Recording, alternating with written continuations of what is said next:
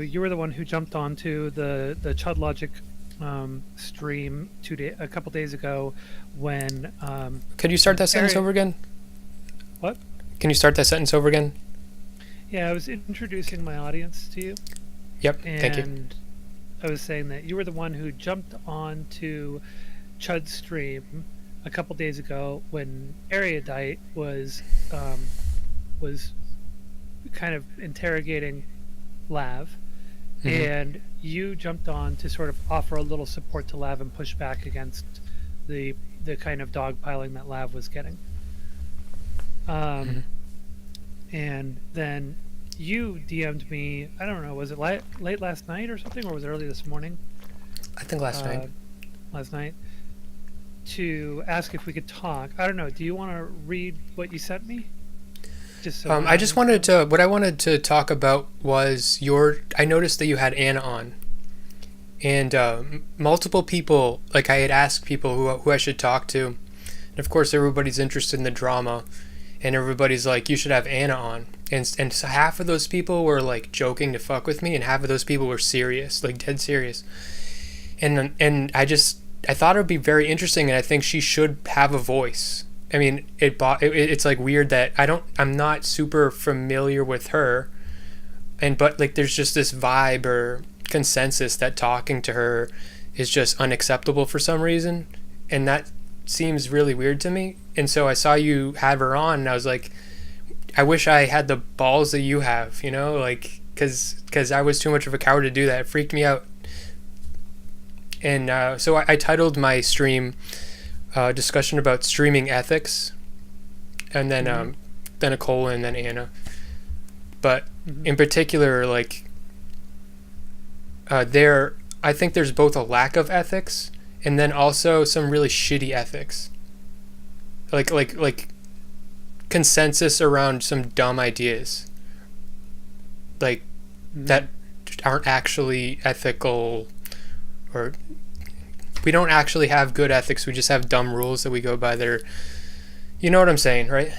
We have kind of arbitrary standards, and we kind of make them up as we go, and it oftentimes falls along the lines of either who you like and don't like, or whether or not you're into drama, or if you think the person is a drama queen or baiter, etc.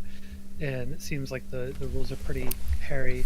I'm very cautious about who I platform, so I thought about it a lot before actually before kind of broaching the subject with Anna. I don't know Anna well, but she's been a member of my community since January, I think, something like that. And generally speaking, well, I haven't really had any issues with her myself, and she's never stirred up anything in my community or anything. People have tried to bait her a few times, but I put my foot down on that and told my chat, don't do that. We're not talking about any of her stuff with Steven. Don't bait her about it, just don't. And this is something she actually talked a bit about on my stream when I talked to her yesterday, so that she can be pretty easily baited. So that I was aware of, and so I had to be really cautious about it. So there are a couple of things that I was doing to be cautious about it. One, I was ignoring chat, so that was important. And even though Anna was paying attention to chat, my mods know that kind of baiting isn't allowed, so they kind of keep that stuff in control. And people who do that, they're either going to get muted or they're going to get punted. And then what do you mean is what is a baiting? What would baiting look like? When people ask her about like incidents she's had with Steven, or things Steven has said about her, etc. Okay. Hang on. Sorry.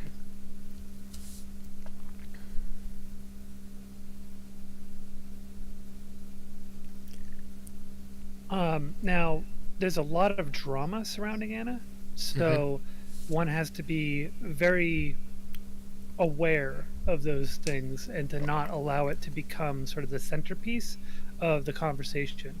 Or I guess if your whole thing is being the Jerry Springer kind of platform on Twitch, then I guess go for it, but that's not what I do. So I'm not seems gonna have other shitty. people on with her.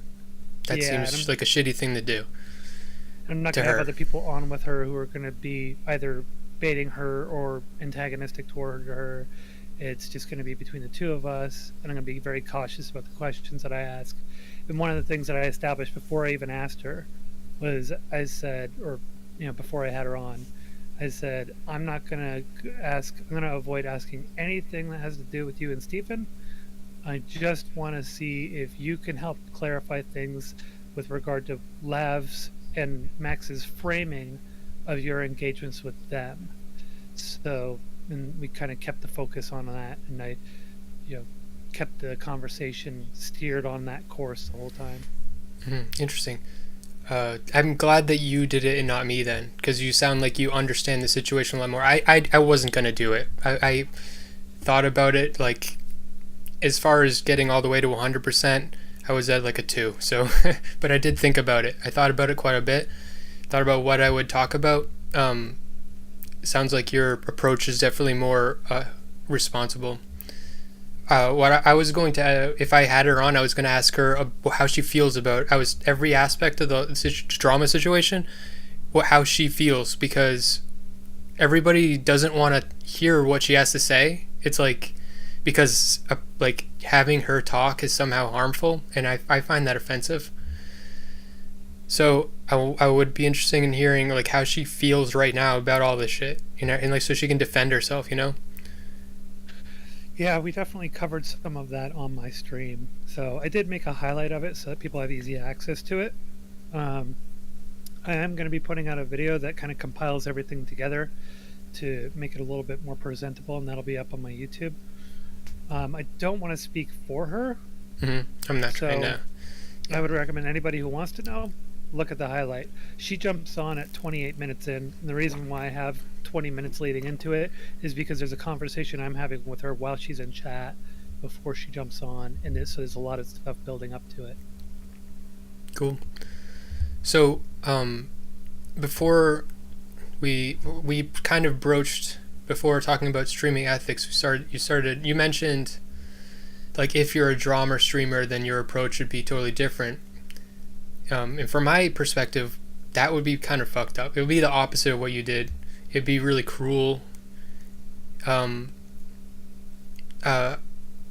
do we not have some agreed upon social rules for this shit? Like, what's the barrier to us having that as streamers? I think that some do, right? We don't have a universal standard, and that's just in a space like this. There's nothing is agreed upon. Everything is political. Everything is tribal. Everybody has double standards, so we're not going to have that. But in some cases, there are people who hold those standards. An example of this actually would be Chud Logic, because Chud Logic didn't want Anna on, and didn't actually want to take what Anna was saying in chat. I found this out after my stream. Queeman tagged me in Chud Logic's Discord and linked to one of my highlights and said the reason why Chud didn't pick up anything that Anna was saying in chat was because he decided to not actually pay attention to her and instead just leave her be and then go forward with the panel. So I think that was probably a good idea. So I'm thinking that he actually did have a limit, and right. Didn't go past that limit. I'm gonna push back. I disagree. I have a lot of love for Chud. I don't think the reason I watched a lot of that, I was part of some of that, and I don't think the reason that he was hesitant to speak to Anna or like and conducted himself in such a manner, I don't think it was because he had a concern for Anna as much as he is adhering to the orthodoxy of the DGG debatosphere, which is pretty much all the politics community umbrella, in my opinion. I would say a lot of the ethics come from there. So the ethical rule or the social rule that we go by, where we are very guarded about speaking to Anna, or there's other situations where there's certain social rules, I feel like they come down from Destiny. And that's where I think we can have these ethics. But they're fucked up. They make no sense. So you think there's as you put it, an orthodoxy of the DGG debatosphere? Yeah. What can you give me like your thoughts on why you think Chud Logic is part of the DGG debatosphere? Well, okay, he's not like such an orbiter as someone who goes on to Destiny stream all the time, but I would say, in my opinion, the politics streaming sphere, where there's a lot of collaboration and back and forth, all this stuff, in my opinion, I see it all like a tree that all links back to Destiny. And you got Chud Logic here, and one way or another, Destiny's the one with the most power, and everybody kind of has to be aware of that. If you piss off Destiny, you're going to piss off a lot of people. And so it's scary. And so that's actually not a bad thing. I think that allows us to have a framework to apply ethical standards to. And I think Destiny has done some of that in some ways. Like, as far as protecting Anna is concerned, that is a situation where I think that trickles down from him, and that's where that comes from. Are there other instances of Chud Logic adhering to portions of this orthodoxy that you've observed, where you think there's an established pattern that he would do this kind of thing? Sure. So he is friends with Mr. Girl, and when he was talking about this on a stream, and I think I talked to him about it. This is before jumping on and defending Lav. He was very concerned for Mr. Girl. And he was also torn because he feels like he can't defend Mr. Girl. He has to, he feels like going against Destiny, or that quote-unquote orthodoxy, threatens his entire career. And it certainly threatens Mr. Girl's career. And the point I'm trying to make isn't that Destiny bad, Destiny scary, or anything. What a point I'm trying to make is, this is the perfect...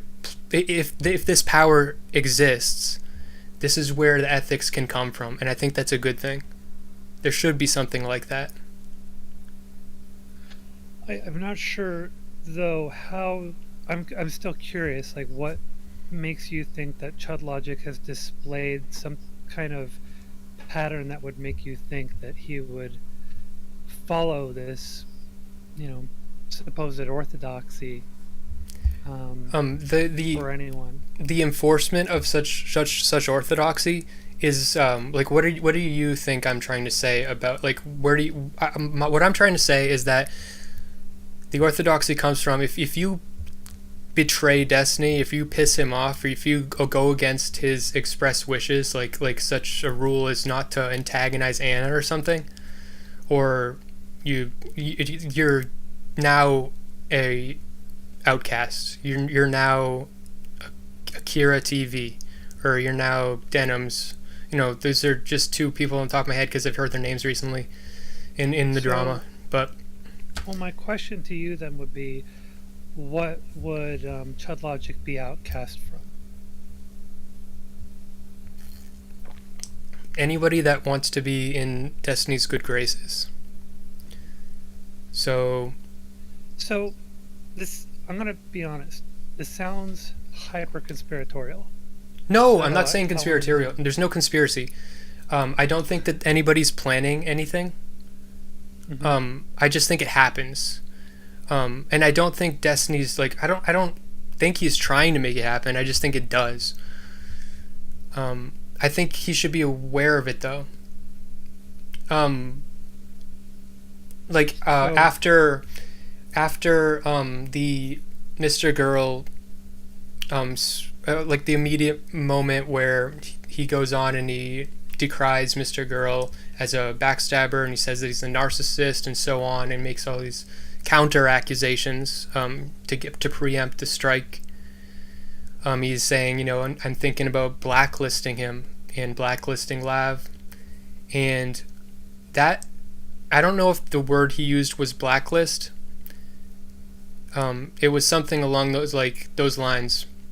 Banning somebody from his community, his circle, and his subreddit is a death sentence. Anybody else that gets buddy with them is going to have repercussions for that, I feel. It might not be like entire career loss or anything, but it just makes you, you're buddy with them. Like, for instance, just as an example, if just off the hypothetical, say you became buddy with Kira TV or Bad Bunny or whatever you want to call her, that would now make it so that a lot of people are distrusting of you and afraid to interact with you in this general community. And Shud Logic would do that too. I think he would adhere to that principle. So, I've been in this community for a long time, and I've worked with a lot of people. I used to do a lot of networking. Originally, I was more a staple of VGG, or Vosh's community, right? Mm-hmm. All the way back to the beginning. And I've worked with almost everybody in this space. I have seen what you're saying, but I have not seen it come from Steven's portion of the community. I have seen it come from other portions of the community. Demon Mamas, Keffels, Does as well, but not so much these days. And this is something I've actually talked on quite a bit. It does exist. There is the ability to become anathema, but it's with the more, kind of extreme tribal element. So that tends to be the far left element. They tend to be very, very tribal, and they care a lot about ideological purity and guilt by association. Well, right. I've seen that too. I've not been streaming as much as you, I nearly at all, but I was around for some of that, like 2019 stuff. There was definitely a lot of that stuff with the far left. The most recent incident I dealt with was in like January, February, with Demon Mamas and Does communities going after me and trying to do their best to burn my reputation with the rest of the other, kind of Vosh offshoots and Vosh adjacent streamers. So it's something that still happens. Well, they don't have as much power these days because they've kind of isolated themselves into their own little. Exactly. Okay, that's what I'm getting at. That's what I'm getting at. They don't have power though. They've isolated themselves. Well, what I'm trying to say though is that the fact that they're isolated is the power that I'm talking about. Those people are those groups tend to be way more tribal than the DGD community or debatosphere. For better or worse, like that's the term I'm going with. Do you understand what I'm talking about, or do you have a better term I should say? Because I don't think it's fair to just call it the DGD sphere, because it's not. But I just think that Destiny's the most powerful figure in that sphere, so... Destiny Galaxy? Yeah, Destiny Galaxy. Or Destiny Solar System, since we're talking orbits. Yeah, Solar System would be good. So but wait, but what my point was that these people get flung out of the solar system. And this solar system is like... it's an ecosystem that breeds new streamers and has like life-giving water and sunlight kind of shit. And once you're isolated, you're kind of not part. This is where the growth happens, and So that's where the power is, and it's not like as strong of a tribalism because there is that growth. But if you break the orthodoxy and you get flung out of the solar system, you don't. Everybody's terrified of that. You don't want that to happen to you. I know I'm not, and I can tell you from personal experience, Chud isn't. I know you're not. That's why I wanted to talk to you. Yeah, so Chud and I are both pretty unorthodox, and we basically will go after anybody and everybody. So that's what makes us different. You know, we'll break a lot of rules. It gets us into a lot of trouble, that's for certain. Not so much like I've had some backlash I've had to deal with from DGG a couple different times. One time was a little over a year ago, it was August of last year. I had quite a bit of backlash from DGG due to an incident where I ended up on a panel that was just an axe grinding session targeting 3 different other male creators in this space. Steven was one of them, Prime Kai was another, and then Dylan Burns was another one. I was pushing back on the panel and kept trying to steer things back on track, but it didn't work, and eventually I dropped from the panel. But I got marred with that one, and so yeah, there's a bunch of backlash. So what I did was I just basically talked to, basically jumped onto Steven's stream and talked about how the whole situation went down and how it was we got invited to the panel. So you had to, go confess to the high priest of the... I would reject that framing. Okay, well... If we could fair, avoid hyperbolics, I would appreciate it. If we could avoid hyperbolics, I would appreciate it. It makes it easier for me to speak on it. Sure. To avoid hyperbolics. Sure. I would say that... It's an analogy. By the way, this isn't unique to Steven's community. This is the same stuff I had to deal with the other communities, Demon Mamas, Does, Keffels, and others. I had to deal with the same things. It is the nature of this space, the political commentary space. Mm-hmm. Very protective of their creators, very tribal, and oftentimes overzealous when responding to what they think is an attack on their creator. Because there's a very perverse incentive to foster a parasocial environment, because you have the streamer reading off the chats and responding to you, and you get kind of praise when the streamer reacts to the thing that you say and it's humorous or it's spicy drama or something. And so these creators end up with very parasocial followings, and it's not just Steven. Steven just happens to be the one who's been here the longest, and he's the biggest of the ones in this particular space. Right. But I'm not trying to say he's bad or something. Compared to a lot of the others, he's less bad. Not unique, is what I would say.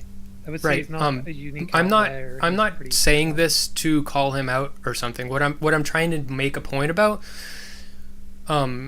is that this is an opportunity, I think.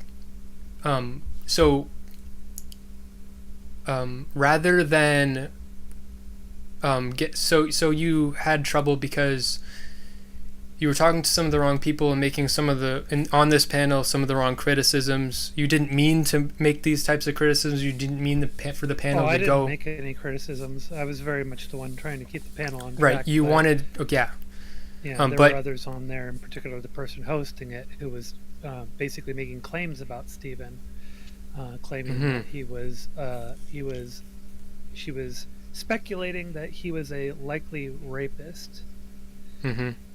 So I dropped from the call right after that. I was like, no, fuck that. I won't be party to this kind of crap. I'm not going to be party to making unfounded claims or wild speculation about someone who isn't there to defend themselves.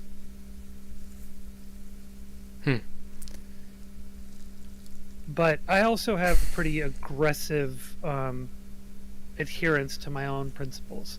So I burn bridges faster. Like people talk about Destiny burning bridges. It's not that bad. I burn bridges very, very quickly.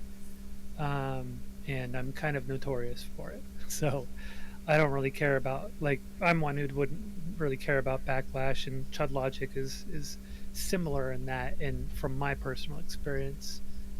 But if you're talking about, like, I think I know where you're getting at. You're saying that there's an opportunity here with the kind of top-down power structure that there is, Yes. because of the kind of feverish support of creators, to leverage that power for good, to create sort of a negative disincentive to unethical behavior or unethical Yes. platforming.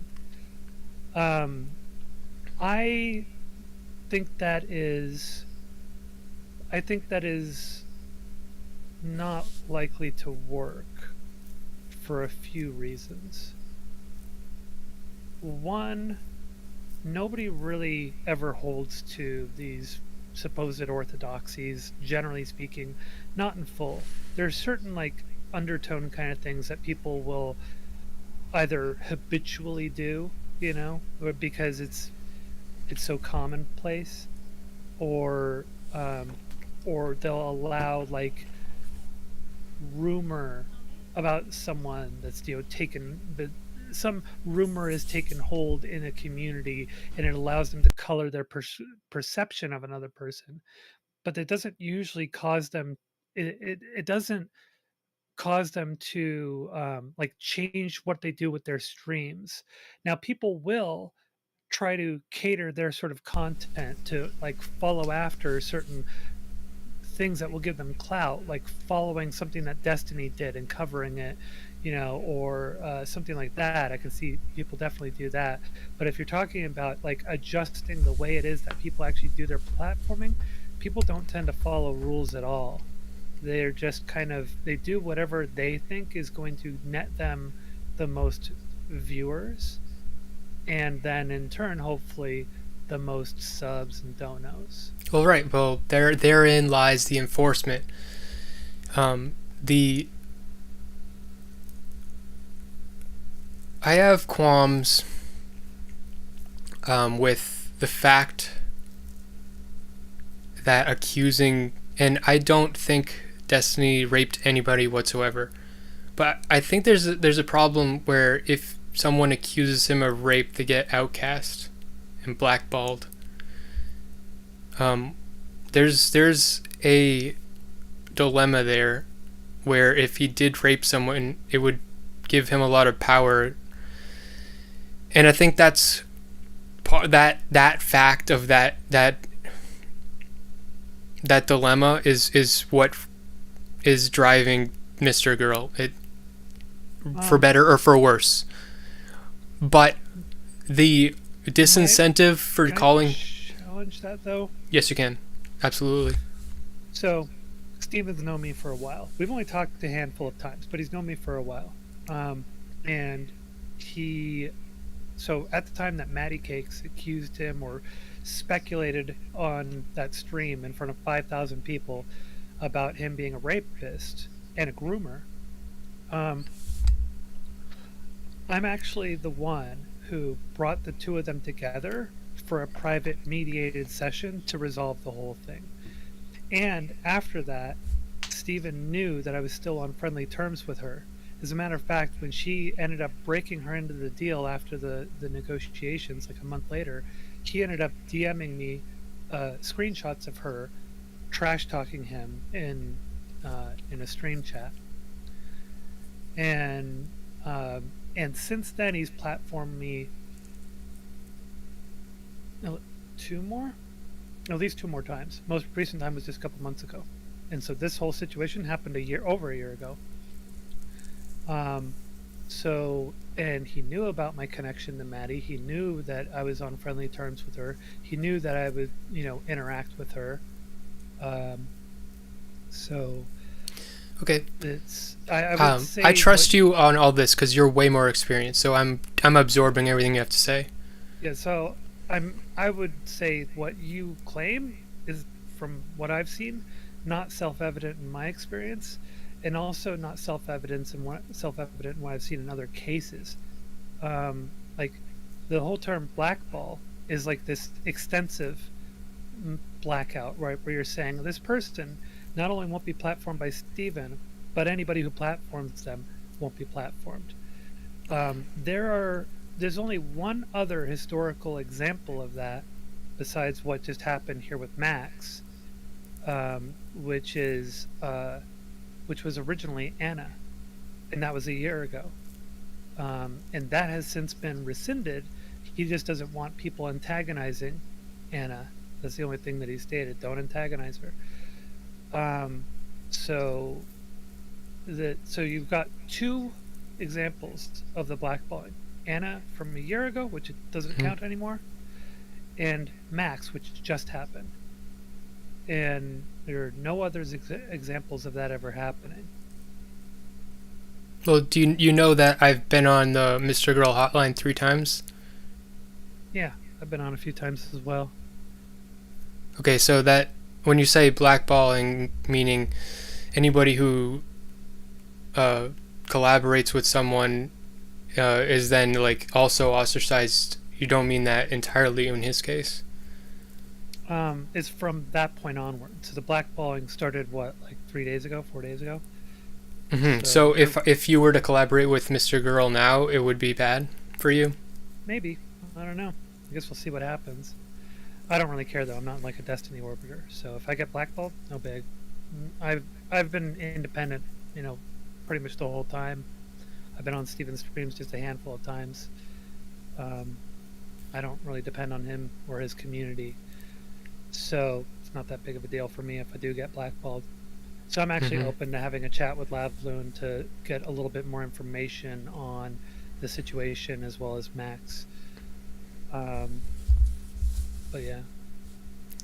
Okay, that's interesting. Okay, from as a viewer who is not in, like, for many years I've passively watched this content and not been aware of every aspect of the drama, but I've just watched so many people like get like cut out of the community and become like tossed out of the solar system that it's appeared to me like that was what was happening. But you're saying that the reason for that isn't blackballing, it's just loyalty and tribalism? There's a couple of factors playing into it. One of them is tribalism. There's also sort of I've seen this process happen so many times before, where somebody ends up being platformed by Steven, gets their image built up by Steven by showing up on the streams, gains a bunch of followers from it. Then they say something or do something stupid, or kind of ignorant, and Steven ends up, someone sends Steven the clip, and he looks at it and then he criticizes them, and then they go and go a bit overboard with the criticism and turn it into a big fanfare. And then what they do is they start instead treating Steven like an enemy, because then they gain a whole bunch of followers from anti-fans of Steven. Like a really quick way to gain a whole bunch of followers from like Demon Mamas and those communities not that long ago, and Keffels, would be to turn on Steven and attack him, and then suddenly your numbers get bloated by a whole bunch of Destiny anti-fans. So I've criticized a lot of different people in this space, and I've gotten followers from each of them, though usually the more like those who come from like the puritanical leftist side, they've left, because I had gained followers from criticizing some people who were like Steven, for instance, was one person I had criticized, and I gained followers from Vosh's community for that. They all left after a while when they realized that I wasn't going to follow the same tribalism that they follow. So, because they're a little bit too ideological, puritanical, in their views. So pretty much all the VGGers have left my community as of months ago, which I don't mind. I'm not looking for people who are like dogmatic in their beliefs for my audience.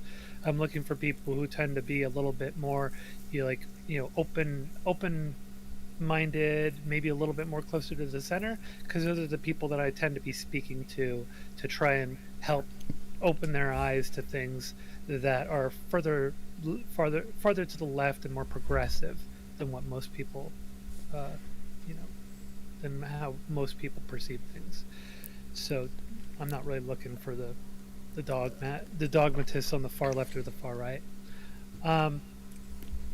What I can say so not only is it sort of like the anti-fan clout farming that happens with people once they get criticized by Steven, but then there's another thing. There's sort of this, people don't know how to handle the backlash. and they get worked up about it, and then they overcompensate and attack, and so it keeps amplifying and stepping up because I mean, all Steven really has to do is just laugh at it or mock it, right? He doesn't really have to do anything. He doesn't really have to craft an attack or anything because he's big enough. He can just kind of weather it, and but the other person, they oftentimes overcompensate, and then what they want to do is they want to keep like, oh no, I'm still getting pushback. Okay, I'm going to attack again. I'm going to attack more. I'm going to say more extreme things, and it just keeps escalating and escalating. And because they hit a certain point, it becomes overwhelming for them, and they say, that's it. This place is too toxic. I'm going to leave the space. So there have been more than one occasion where I've been on the wrong end of DGG. One example I gave you was just like the first one where I've been. Well, it wasn't even technically the first one. It was the first really big one. But there was another time back in January where I was on the wrong end of DGG because I created a meme that wasn't charitable to Steven. Pissed off a lot of people. And I dealt with the backlash, got hit pretty hard in the replies on Twitter, and for a while, every time when I would tweet something, people would be in my replies pushing back on me. And I didn't really care. As a matter of fact, I memed on it and joked about how, oh no, I'm being attacked by DGG. And did memes about like Clout farming off of the negativity from DGG attacking me, because it's something that so many people actually do is Clout farm the negativity and the fact that they're being attacked by DGG or push back. So what does attack by DGG look like? I've experienced a bit of this, and especially going on and defending Lav, and then posting on Reddit a little bit. I got a lot of really. I mean, I don't feel any need to push back against this stuff. I can't relate to what you're talking about. Like, they're just like fucking morons. But I can tell you, the place where it would get to me. So, it's interesting because I went on and defended Lav, but then when people want to criticize me, they call me either a Lav simp, or what they do is they find this Reddit post that I made, which was like an emotional letter to Mr. Girl, talking about how I felt undermined by Lav and how I was concerned that I was trying to make like a streaming career and I felt like she was undermining it. And it was a very emotional letter, and people like, and I didn't even like separate it into paragraphs. It's just like one block of text, and people will just like send that to me and be like, "Was this you?" Like, so I'll like make a point, and someone's retort. You all right? Yeah, sorry, I was coughing. So okay. I had you on mute so you didn't get your ears blasted, but my audience sure got their ears blasted. Well, thank you. So I'll make a point. And then someone's response to my point will be to ignore everything I said, and then just like reply with like a link to that. Was this you fucking freak? And if it were the case that no matter what I say, people won't listen to the substance of my words, and they'll just like call me a freak, and it's not a matter of like ignoring like a certain topic or something because I don't care. It's just that no matter what I say, like people are not going to hear me. I can see that getting to me.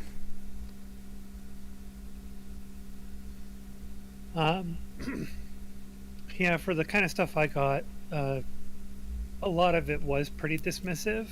Much of it wasn't, though. Like, people at least knew who I was, so I wasn't just like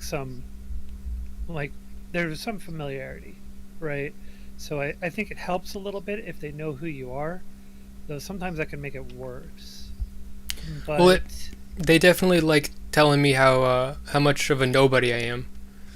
Yeah. Yeah, I didn't have to deal with that. But yeah, there was a lot of dismissive stuff. Some of it was more just like actual criticism. Like, I love that. Like they would say, like one of the replies. So the tweet in question was very uncharitable to the kind of backlash that Steven deals with.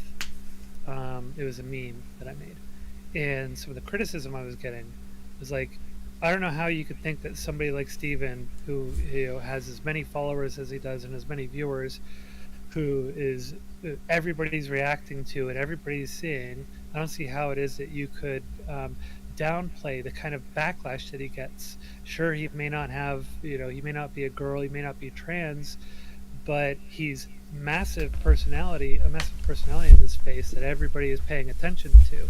There's no way for him to avoid the kind of backlash, and nobody else can even hold a candle to the kind of backlash that he's getting. So I got a lot of stuff like that as well.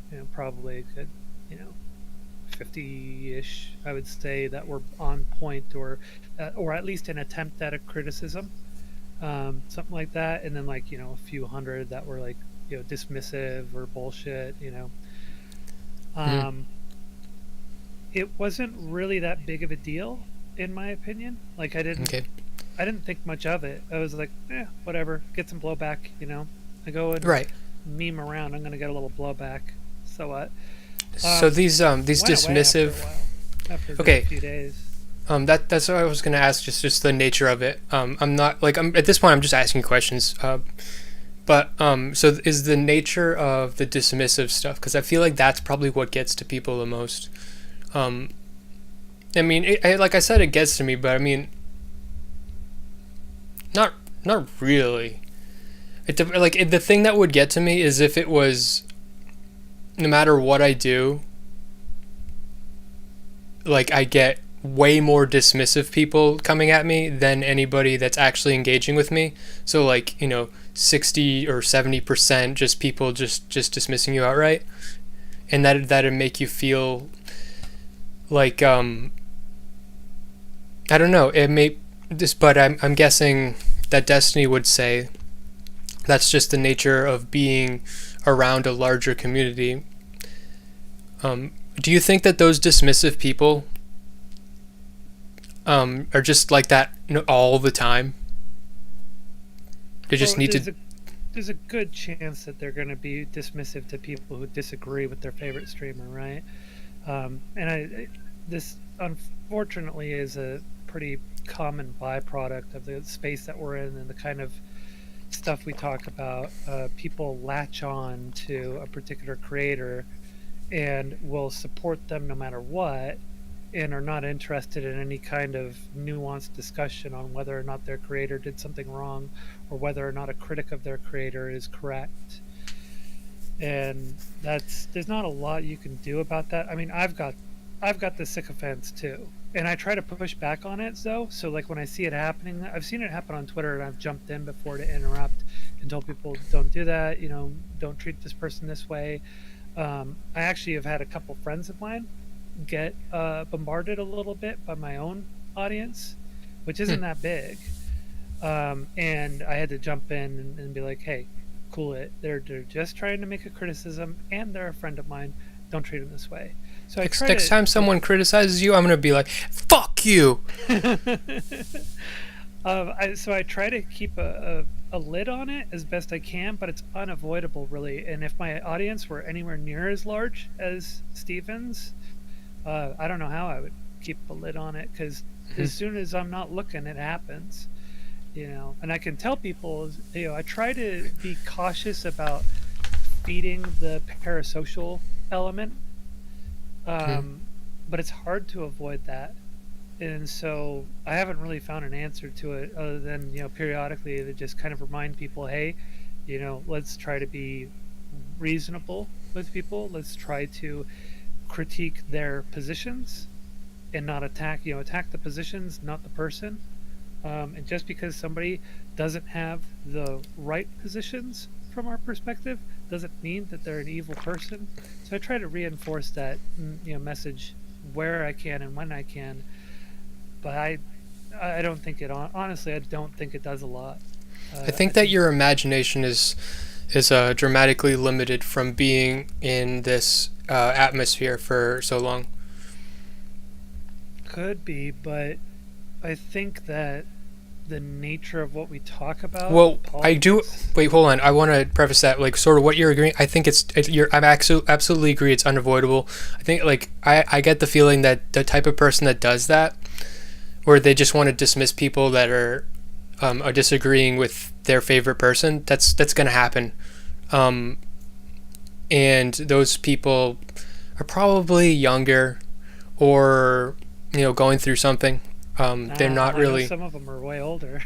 No, I said younger or going through something. Like they have something going on where they can't be fucked. They can't be arsed to like try to like figure out everybody's like genuine like good faith opinions, and like people have shit to do. People have shit to deal with, and so, some people are going to be like that. But I think that there is absolutely something to setting an example for how your community and how you yourself deal with criticism. So if you are to I'm going to go in at it. If you are to routinely silence certain criticisms or topics or something as part of your community and how you conduct your community, you're going to reinforce a behavior where silencing and dismissal and admonishment is now part of the norm for you. And when you see people doing something that you don't agree with, now you've got this reinforced from the top down. Your parasocial attachment to this creator who does this is like, this is the right thing to do, to dismiss this person and silence them and make them stop, because that's what my creator has enforced, and that's the rules that I follow for him. So I'm going to enforce that attitude towards everyone else. I think that if you encourage people to criticize you and just let the assholes be assholes, you're not going to teach more people to be assholes. Do you think that Stephen doesn't allow people to criticize him? I think he does, but there's a limit. And it's not just him. Like I'm just saying the act of he's got a routine where, or a I guess routine where like certain topics are now banned from discussion in his community, and so just that routine of having banned discussion or banned topics means that when someone's saying something you think shouldn't be talked about, now your attitude toward, like say you've been in that community for 2 years and you've been immersed in it, and then you come across someone who's completely disagreeing with you, banned topic. My response to this is that should be exiled. Like I feel like it absolutely reinforces that type of behavior. I think that the DGG community, you cannot deny that style of moderation reinforces this dismissal behavior, where this dismissal behavior is what leads to the most toxic type of community engagement with detractors. I don't know if that could ever be truly demonstrated in any kind of tangible fashion. I could see how intuitively we could probably think that it would contribute to that. But I guess the question is, like, where is that topic banned? Like, as far as I know, it's only truly been banned in the subreddit, and then which is one of the biggest subreddits. Yeah, and then if you are drama baiting a banned topic in or repeatedly talking about it in the website chat, you may get muted as well. Discord is kind of fair game, so you can kind of talk about whatever you want in the Discord. There aren't really banned topics, with the exception of, for a long time, any mentions of Anna were like a bannable offense. I don't know if that's the case still, but I don't spend a lot of time in the Discord, so I don't know if people are talking about it or not.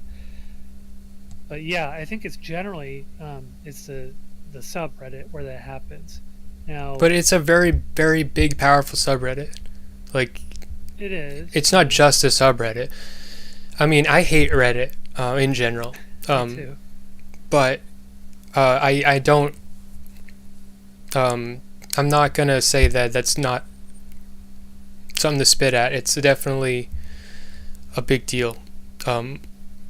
Platform, the DGG subreddit. Like when you talk about, like it's just the subreddit. No, dude, it's like a really, really big subreddit. Yeah. So, I don't know. When I think about it from my own perspective, if I got to the size of Steven where I had everybody looking at me, I feel like I would probably also want to, what would you call it? Curate the discussion a little bit more, or have because the problem is that things just you get swamped with specific things, like certain dramas that you just don't want to continue on and continue being dramas. You just get swamped with them, and it's hard to dial things down and move off from a drama and just let a drama die off if you have that happening, because the viewers will just continue drama baiting stuff constantly. So when you say baiting, though, what do you mean? Baiting would be posting stuff about it, like, hey, latest update from Demon Mama, because Demon Mama is a banned subject in the subreddit, right? Mm-hmm. Demon Mama was trash talking Steven on stream the other day, and that stuff will just happen. It'll just flood in, and so would you say Demon Mama's blackballed? No. There are people who were talking with her or who were friendly with her who were still regularly platformed by Steven. Rose Wrist was a good example of that. Loner Box is another good example of that. Okay. So no, definitely not blackballed. Now, she certainly exiled. She alienated herself, that's for certain. But she was also one of the most aggressive attackers against Steven, who made a lot of claims about him being a rapist as well. Yeah. So, and as someone with a platform, I would be like, yeah, if somebody were calling me a rapist, I wouldn't be platforming them. I'd be like, you're gone. Get out of my community. Don't ever show up on my stream. I'm done with you. Because there's no reason to even be talking to someone like that. I don't know.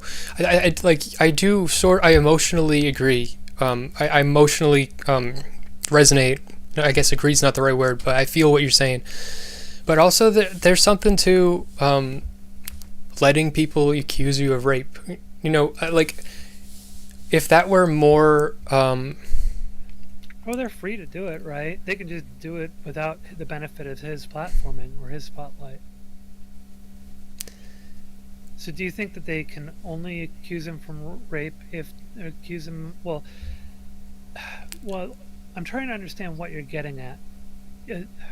Well, what I'm saying is that if someone accuses you and the response is to, okay, this person's insane, we need to remove them. They have the whole community. We ban them as a topic. The whole community's like, fuck this person, insane. We need to stop talking about them. That creates an environment where if someone in that position actually raped someone, the people coming out, unless they had extreme perfect evidence, are going to be ostracized and considered insane and exiled. So I think that's not healthy. Well, I don't agree. It's not healthy for you to just let people constantly accuse you of rape too, but I mean... Yeah, I wouldn't agree. I don't think it creates that condition, but I also don't think it's one that we could ever properly... Another one of those things is pure speculation, right? Or intuition, but to come to that conclusion. But I would say, you're as an individual person, you're better off with that than just allowing someone to freely accuse you of things without any kind of shutdown, right? Shutdown. You can't reason with a person who will just fabricate stories about you, right? It's obvious that is bad faith, that they just want to make you look bad and assassinate your character and try to poison the well for potential viewers. Nobody just comes up with he's a rapist, just out of the blue without having some intent behind wanting to do harm, right? Or they were raped. So, but no, more commonly, because no, but more commonly they want to hurt you. No, because her claim is that Destiny raped Melina. Oh God. His wife. Yeah. Her claim. So it's a completely different situation. Now, if Demon were coming out and saying Stephen raped me, well, that's a vastly different situation, in which case that needs to play out. But when you're just going and saying, interesting. I have this own story in my head about the relationship between Stephen and Melina, and I declare that Melina was raped, by Stephen. Has Melina talked about this? She has talked about it. Yeah. Okay, that would be the perfect solution, in my opinion. No, because they run with it anyway. They just ignore what Melina has to say, and they continue carrying the story to this day. They still carry that story with them. That's the part. They said this back before they were married, back before Melina and Stephen were married, and since then they've been married. So if there were something like that, the marriage probably wouldn't be going forward from there. But even speculating on it is ridiculous and childish. But their intent, it's obvious at that point that their intent is just to do harm to Stephen. That's all that they care about. So why would you wait, even speculating on it. Wait, I need to push back on even speculating on it. So there are 6 situations where there could be someone who is a victim of abuse who doesn't know it, and say you see someone abusing their wife and their wife doesn't know that they're being abused. That happens plenty of times. So I mean, when you say even speculating on it is on stream, yeah. On stream, yeah. You might be right. I'll have to think about that. You don't go on stream and say, "Here's what I think." You don't do that. Okay. You go with Melina and you say, "Hey, can I talk?" Yeah, especially if it's to that individual. Yeah. You're right. Yeah. So, there's no way of reasoning around this. It's absolute malice, and there's no other way to justify that, right? There's no way to no gray area or anything. So you can't, as a content creator or a streamer, your image and reputation are actually very important, and you have to maintain it. So why would you ever allow? Because everybody's going to come in and drama bait that thing. Why? Because it's spicy as heck. So everybody's going to be like, "Well, you talk about the rape thing. She made another rape accusation." Okay. So you've got to block that out. Be like, "No, we're not talking about that." Right. So what I'm trying to do is brainstorm a better way to handle this, because I think, in general, disregarding, or not disregarding, taking a step back from the framing of just rape accusations. I think that the banning of topics and the certain type of moderation where you are basically I think dismissing certain things and teaching your community that there are certain things that must be called out and removed from the community. Just topics or people. I think that reinforces the behavior that is the same behavior as just calling someone a rapist. It's the same utter disregard for actual criticism or engagement, where you just giving someone a label and removing them from your consideration or empathy. And I think if you create a community where you where you foster critical engagement with things, and some people just start calling you a rapist, but your entire community and following through you as a teacher or a leader, they know, or they're following you because they want to critically engage with these things, and they'll get, okay, you have this accusation, let's go into it. And then the people that have nothing behind it are just gonna look like idiots, or maybe but that doesn't mean you should just get rid of them, because maybe that's the part that I'm struggling with, because I'm brainstorming. Like I said, I'm trying to find an alternative. The part that I'm struggling with is, I think that what I'm describing would work up until those idiots, what could happen is those idiots are now like, okay, well, you really have nothing to say, so we're not really gonna put a lot of weight into your words. If those idiots build up and now there's 10 of them who are still around, and there's 10 people with no actual evidence who are now still calling you a rapist with no evidence, that's when you need to lift an eyebrow. Like, really? Like, so that could happen. But I think it's also possible, like that theoretically could happen. It's also possible that by allowing that unreasonable accusation, an unfounded extreme accusation of rape, allowing that to go through your healthy community of critical engagement, and ends up just disappearing and not lingering. I can't say for sure. I haven't seen that happen. Right. Because in general, people like to just kind of run with a narrative and continue repeating it, and it just depends Wait. When you say run with a narrative, what you're saying is the reason that they run with the narrative is because it gets attention and they get rewarded for it. Well, it depends. Some people, like I know many streamers who were like this. And this includes Maddie, the streamer I was telling you about earlier, the panel that I was on, where they just don't like Steven, and so they're willing to believe anything, and they'll just keep telling their followers over and over again, by the way, that dude is a rapist. And just yes, but those people that just don't like Steven come from, I think, a time and a culture, or not a time. There was a time in Twitch where shitting on Steven was how you get ahead. And there are now external solar systems of communities where that's their thing. So I don't think that a culture where shitting on you is how you get ahead is good. That's bad. I think Destiny has solved that for himself, but I think caused other problems in doing so. And a culture in which silencing those people and ostracizing them, I think both of those are bad. Why do you think they're bad? Well, a culture where just shitting on someone to get ahead, I don't know. No, like how bad was that? How bad was that? Like I said, I think that makes people stupid.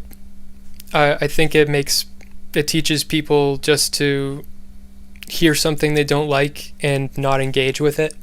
It makes people have a knee-jerk instinct to be bad faith, especially with very heavy, important accusations, because a rape accusation actually is something that should be listened to, and often they are really irresponsible or hateful accusations. Again, but I disagree with that framing, and we kind of talked about that before. If you're saying these two people who I don't actually know and don't have nothing to do with their personal life, person A raped person B, there's no reason to ever platform that in any way, shape, or form. There's no reason to even consider it. Platform. No, I'm not talking about platform. I'm not talking about platforming. Well, I'm talking about it if you're allowing somebody to come into your subreddit and post it. So no, I think people should be allowed to debate this stuff and hash it out. I completely disagree with that premise.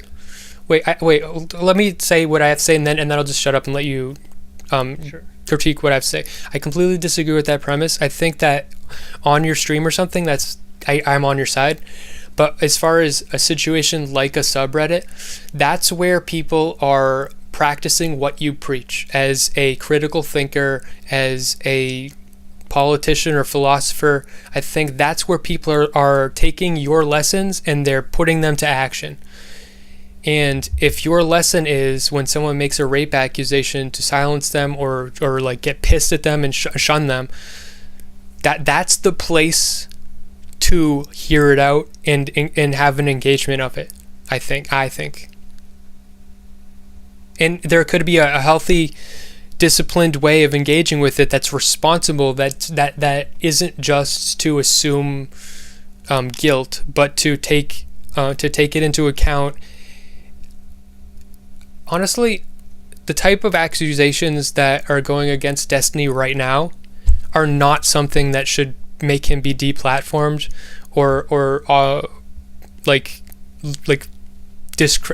the type of accusations that you learn and you grow from and you change. They're not, he should be banned from YouTube accusations. They're, so let it be discussed. Okay, what do you have to say about that? I want you to place yourself in his shoes. Think about having hundreds of thousands of subscribers, tens of thousands of viewers at peak, 50,000 at peak, and I want you to think about just some of the backlash that you got as a lone person, and I want you to multiply that by several orders of magnitude, and then I want you to think about that as an everyday thing when you're not even in the middle of drama. And think about the kinds of extreme claims that are made where people are literally just telepathically reading into Stephen's private relationships and painting narratives out of thin air to maliciously slander him, and posting it in doing that to you, and posting it in your personal subreddit that is owned and operated by you, by multiplied by several orders of magnitude daily basis when you're not even in the middle of drama. And when you're in the middle of drama, it's amplified. I take the people that I would consider my fans, and I do have fans, are people who are very thoughtful and critical and very open-minded. And if I were to have a subreddit, that's the attitude I would want to foster. I think that people that make these vacuous claims, like what I've experienced already, I'll just I'll give like a 3-paragraph detailed, thoughtful feedback to someone's criticism, and then they just respond by giving me a link to something I posted, and this is cringe, is this you, freak? That is retarded and without any substance. And if I am trying to make a culture in a community, those people are going to come in, and I want to teach them to be better. I think that we can see those people for what they are, and I would want my community to be able to see them for what they are. So I get where you're going with this, but when those numbers significantly outnumber your community size, do you think that culture will remain intact if you allow that to pervade in your subreddit, for example? Okay, I when I was talking, I forgot my previous point I was trying to build off of, that I wanted to add to that. So for me, my hate to love ratio is probably 90% hate, 10% love. So as a ratio, I've got it worse than Destiny, for sure. We don't necessarily know. Within my own community and circles that I engage with, I don't have a subreddit a big subreddit that I have control over, that I do this type of thing. I'm just floating in the ether of hate.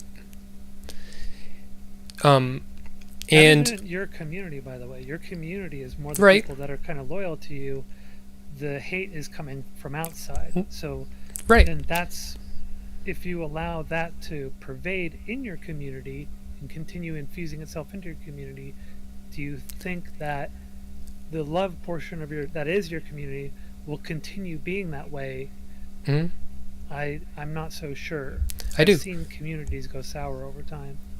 Well, I would like to hear some examples of that, but I think that if you... So what I was saying about the ratio, though, I think that I have a very high hate ratio. Especially at the moment, and at the time that I'm coming in my history of going on the Mr. Girl show or whatever the fuck. All right, people are primed to hate me, and I get it. And so earlier today I was looking at like YouTube comments on like a Chud stream, and I was on Our Relevant, and I was just looking for my name and seeing what people had to say, and there was a ton of hateful comments, and I responded to all of them, and none of them really freaked me out. They're just stupid and vacuous. Some of them had like a paragraph where they just said like the same one thing over and over again. But if someone so those people, okay, here's the crux of it. Those people that just have one hateful thing they want to say, or maybe they have like 2 or 3 hateful points they want to say, but there's no substance to them, because I think if someone listens to me, then I don't think they have a reason to really hate me once they listen to me, or they're actually like critically listening to me. Those people are not thinking or listening to me, like I just fucking said. And if I want to grow a fan base, I want to get people to listen to me. I don't hate those people that have that response to me. The only thing that makes this conversation so loaded is the context of rape accusations, which then become dangerous for the content creator. That's the critical point where allowing criticism is now potentially dangerous. But you know what? I think that maybe if people have bullshit rape accusations, like, and they just like their post is going to look exactly like the post that says you're a freak, you're a rapist. The person that's actually listening to me and critically engaging has more than an accusation. You know, they have something to say, like they're talking about how they feel about it. And but the people that hate me and actually talk about how they feel and they go through their feelings in response to me, I love those people. Those are the coolest people. Like they're actually listening to me. You know what I mean? Like they have that means a lot. And that's what I want. I want people to actually listen to me, even if they don't like it. So that's great for you to want, but it doesn't really go back to the question I asked, is do you think that environment will remain that way if you allow that kind of negativity to be infused into your community without limits? Especially when it drowns out that of the positivity from your community, right? Because you always get the haters coming in, and there's a lot of haters going after Stephen. Mm-hmm. Like, I wouldn't allow... I don't think it would drown it out, because it's like, so what you're saying, what you suggested earlier was those haters will sort of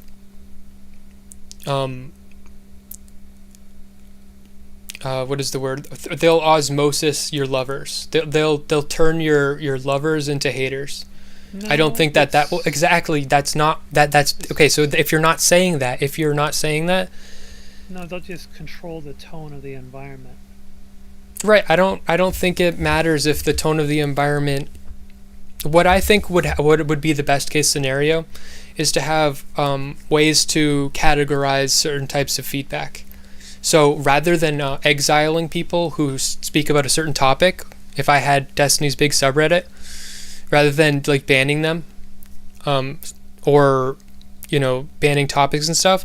I would say, okay, if you're going to talk about this thing, you're going to talk about it in this corner, and you're still part of the community, and we're all still going to be engaging, but you're going to be labeled as discussing this, so that we can have the conversation we want to have here, and you're still seen.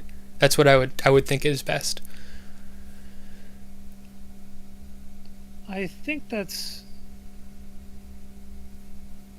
it feels idealistic. It doesn't feel realistic. It's possible it could work. It's maybe something that somebody should try experimenting with. I would never ask Stephen to be the one to experiment with it. You know what? He's too large at this point. I think somebody should incubate that idea and experiment with it. What's going to happen, in my opinion, is through my theory, I think you're going to develop way more people who emulate the principles that you espouse. You're going to get way more of that.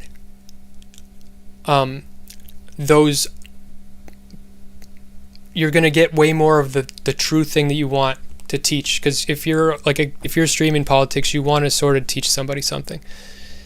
You have something you want to put out there. You have you want to teach your lesson. But if you do it the Destiny way, you're going to have way fewer of those people, but you're going to have way fewer of the opposite as well. You're going to have this middle ground area. Can I ask you what you based that theory on? Because where you're giving people their own corner to be toxic, that philosophy and allowing your... Define toxic. Toxic, that was just my... Anything, as a stand-in for any topic that would be banned from DGG discussion, or any person that's going to be banned from the community or something. Giving them their own corner to be toxic. Or own corner, quote-unquote toxic is just the word I used, but that stuff. That stuff that you don't like, or those topics you find unproductive. Okay, so the unwanted topics. Right. So giving them a corner to talk about the unwanted topics. Right, and so you're going to, but so they're there and they're seen. They don't feel like they're ostracized or something. They're still part of the community, and they're it's just labeled correctly, okay? And your core people are able to fully navigate the stars of thought and criticism and logic, or whatever the fuck, they're fully able to engage with whatever fucking topic they want, and they're taking your lessons and they're practicing them. If you're Destiny, they're taking everything you have to say, and they're really practicing the Destiny lessons or whatever, right? Those people are going to spread their wings and fly. I think if you have the opposite, or not the opposite, but the alternate community that is like DGG, where you don't have a community where you can just go anywhere you want and spread your wings. If you go to a certain area, those wings are going to have to get clipped a little bit. Because Destiny doesn't have those rules for himself. Yeah, well, he's the one who... Exactly. So he's... Exactly. So what I'm saying is he's not letting his community live up to the principles that he actually wants to espouse. And in order to let people live up to those standards, you're going to have to let them stub their toe. So you still haven't quite really substantiated the theory, because I asked what do you base that theory on? Base it. I'm guessing. I mean, I'm not really. So, all right. Let me ask you this. So this is a theory. There's no way to prove whether or not this is going to work. It's purely off of your thinking, very much from a sandbox. Maybe. Now, would you be okay taking over Destiny's life, taking over his community, and then going, I'm going to implement this right now?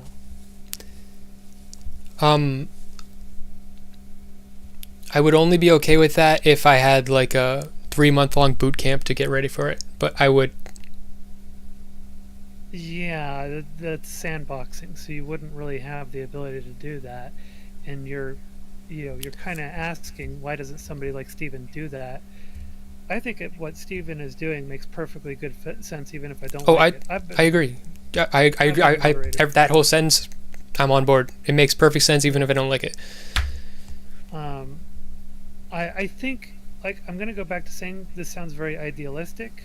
Whether or not it could actually work, I don't know. I have no way to actually judge that, because I've never seen anybody do it before.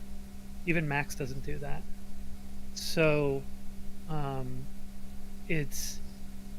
don't really know what to think of it beyond it's an interesting thought experiment. But how do you? Test that without self-destruction? Do you know what okay, here's where the conversation is going to blow your fucking mind. Because you know where this practice is actually implemented? You know where which community this is actually done 100%? The United States of goddamn fucking America. In the fucking First Amendment. Hang on. Are you going to admit that this is an apples to oranges comparison, or are you going to pretend that this is a 1-to-1 comparison? Apples to oranges is a lot better than apples to potatoes. Okay. Okay, hold on. We're talking about a government's enforcement, not. No. Companies can silence you. Right. We're not talking. Yeah. And yeah. I think that Twitter should actually adhere to the First Amendment too, and I think that. Okay, if you go into my house, do I have the right to control what it is that you say, or kick you out if you say the wrong thing? No, this is a whole different argument you're talking about. What about platforms and shit? I'm just gonna say that I believe that if your company is now a public square, for instance, social media, and it gets to a certain threshold, you're no longer a publisher, and now you are like I said, a social square. Our free speech now exists. We do not have free speech without social media. I think that means that the First Amendment should extend to those things. That's what I believe. Do you disagree with that? It's a different conversation, but.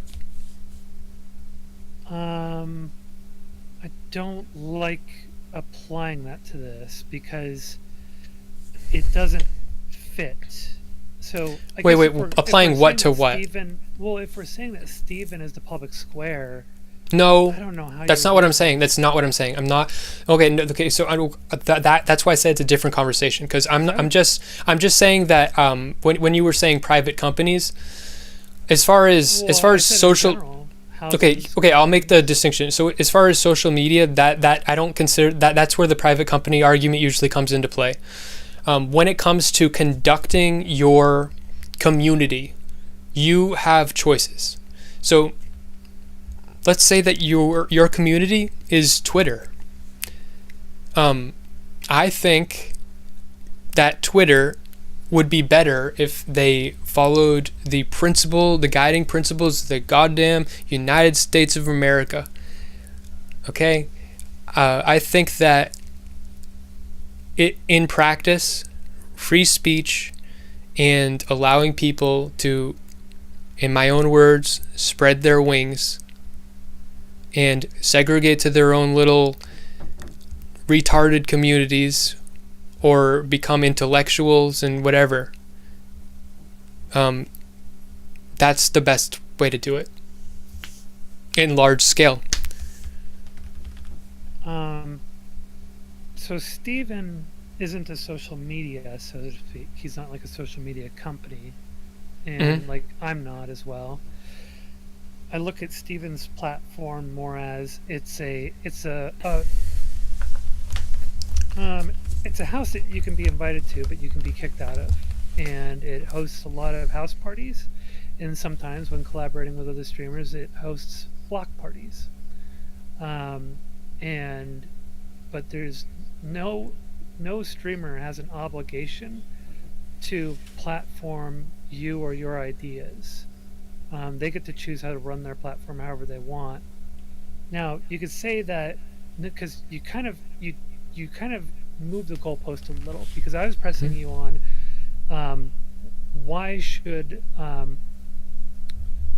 was pressing you on why should you allow that kind of behavior, and do you think that it would actually, based on your theory, do you think that that would actually play out the way you think, or do you think that it would overwhelm positivity in the environment? Right. So yes, exactly. That's where jumping to that's where I drew the parallel. I'm sorry to cut you off. I'll stop. I'll stop. So the problem is I don't know where you're going with this. I can't really figure it out. So that's the reason. At me and I don't know which one. The reason I drew that parallel is because this debate that you're having with me is the debate that people have over the First Amendment. The only reason I would care about censoring my community, and I would care, is if I'm on a platform where if someone breaks the terms of service, that's going to make me get shit canned. That's the only reason that I don't want people to use certain words or whatever. Otherwise, I would try to create a culture and a community where, because I'm the leader of my own community. Racism or hatred or whatever, the community revolves around me. If I'm not preaching that shit, there's no reason for my community to all be the opposite of what I actually think. If they thought something that was the opposite of what I actually think, they'd be a different community. True. So in allowing free speech and stuff, what you're doing is you're allowing people who are actually racist or something that you do not condone to now step into your world and to become what you actually preach and follow the lessons that you espouse. Hopefully. That's a potential, that's a possibility now where it wouldn't have been otherwise. So, you could still go in. You could still be a racist, right? There are plenty of racists in Stephen's community. Whether or not they can actually call someone the N-word, or call someone the F-slur, or call me the T-slur, right? That's a separate thing. So they're secret racists. No, they're pretty open. If you get onto VC and talk to them, you'll find out pretty quickly. I was talking to VC is the Wild West. You can get away with doing whatever the hell you want in VC because it's hard to pin you down. Hanging out on there. Right, or non-mod. And people will report them. They'll be like, this person's being, calling this woman a tranny or whatever. Mm-hmm. So the problem is, so the theory and debate around freedom of speech is centered around the idea of governance in a state situation, which has vastly different mechanics from some bozo streamer who is running their own community with a handful of mods. It doesn't. This isn't even an apples to oranges comparison. I think it's like an apples to donkeys comparison. I don't agree. So, but you'd have to somehow demonstrate this. Can you substantiate the difference? Yeah, so freedom of speech is built up around the idea. This is actually drafted by the Anti-Federalists, and all the pro arguments around it are pretty solid on this. The idea is that they don't want a government always has a monopoly on violence, or it has the ability to silence its dissenters and those who would question it. Mm-hmm. And it becomes difficult, if not impossible, to keep a government from becoming totalitarian if it always has the power to silence any kind of dissent or critique. And so in the same light, do you think that a totalitarian government encourages intellectualism, or do you think? No, but again, this is apples to donkeys, because think about what you're talking about here. So we're talking about people who aren't even necessarily professionals. Now, in the case of Steven, he's a professional streamer at this point because he's been doing it for so long. He's got a business built up around it. But most of them are not, right? And not only that, you are not locked into Steven's DGG universe. You are allowed to leave it freely.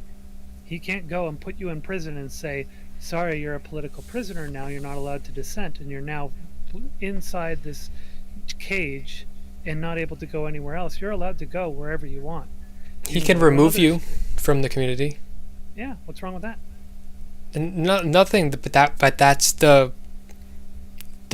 that's force. That's in the internet ether world. There is no physical violence. There is violence of removal or ostracization or condemnation. I don't know how you're drawing that conclusion. Because you can't punch someone. Like, I know we're talking face to face. I can't hit you, or put you in handcuffs, Yeah, so you are free to do whatever you want anywhere else, unless you also get locked out of the other communities as well. But you're getting locked out. What he's doing is you're at Steven's house and he's saying, okay, I'm tired of you in my house, you may leave, door is locked, you're no longer allowed back. Well, the same argument applies to states. If you don't like the rules in one state, well, why don't you move to another state?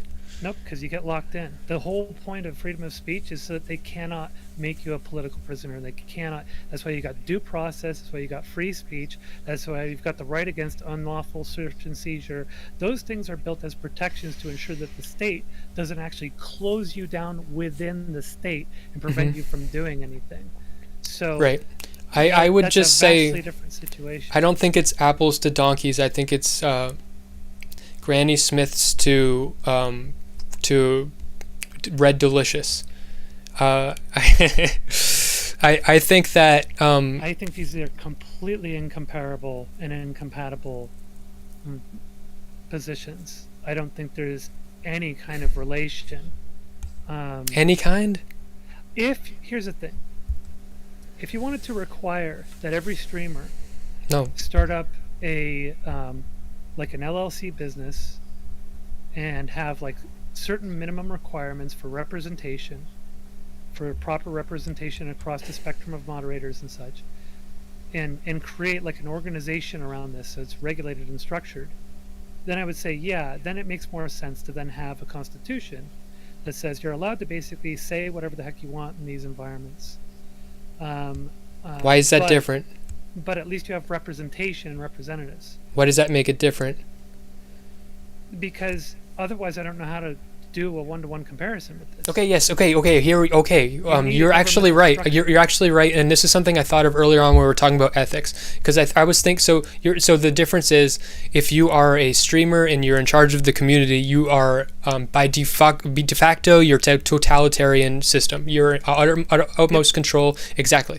And so when we were talking about ethics before, one of the places I was thinking in my mind of going was, if we have this system in place where we have these solar systems that kind of are able to enforce social standards and rules, that's a structure where ethics can be applied.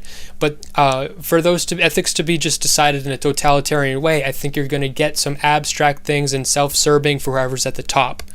And I think that's why people have some issues with DGG, for better or for worse, is it's going to be protective of destiny. And like all communities, right? Yeah, sure.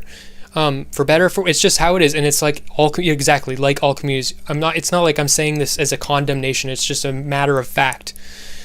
But if we were to apply this ethical standard, and we wanted in the way I'm describing, it would be more representative and stuff. It would be the communities talking about, okay, so we're gonna have like discussions and due process for deciding where these ethical standards and rules should be applied. So it's a fun experiment, honestly. I think someone should do it. I don't think Steven should do it. I think his community is too old and too big at this point. I think somebody else should do it, and just like literally. I wouldn't suggest he should. Like America is the freedom experiment, right? I think somebody should basically take that same kind of idea and do it with their community. But they would have to be a big community, though. No, it would have to start out small, I think, because you'd have to build that culture from the ground up. There's no way you could post-hoc amend that culture in a community as large as it is. I think you would agree with that, correct? I'm not disagreeing with it, but I'm not agreeing with it.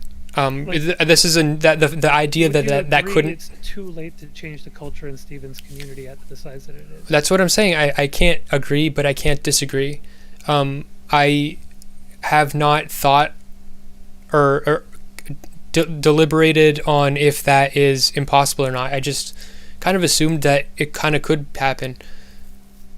Do you think?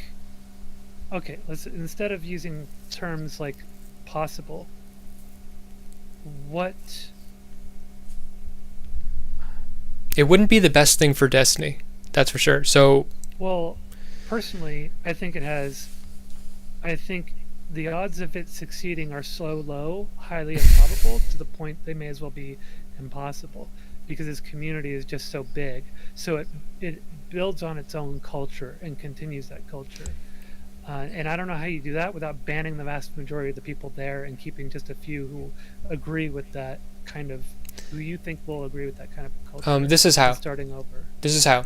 So you create the structure. You might lose some fans along the way. Like, it's not gonna, like, I don't think he should do this because it would probably be bad for him.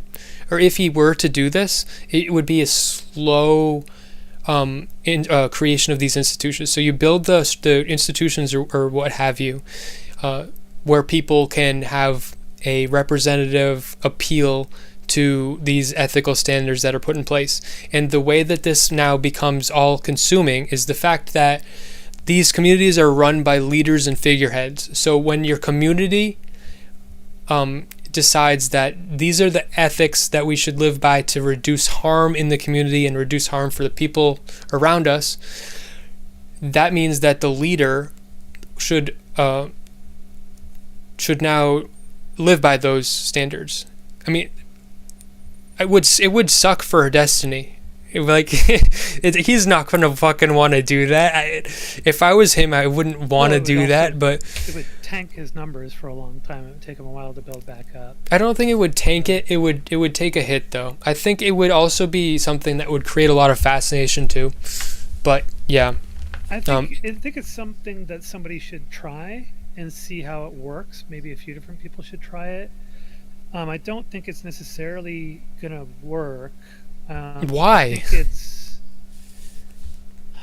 well, I mean, I've been in free-for-all communities. I actually hang out in some, and they're some of the most toxic spaces I've ever seen in my life. That's not exactly what I'm describing. One of them. Well, it's freedom of speech, right? So it's a free-for-all. No. Wait, hold on. Because I'm not saying freedom of speech, but I'm talking about having a way for people to collectively decide ethics to live by, and those are now, so the topics that are banned, so those topics that are banned and stuff, or those lines that you can't cross, like for instance, antagonizing Anna is a line you can't cross, which is probably a good line.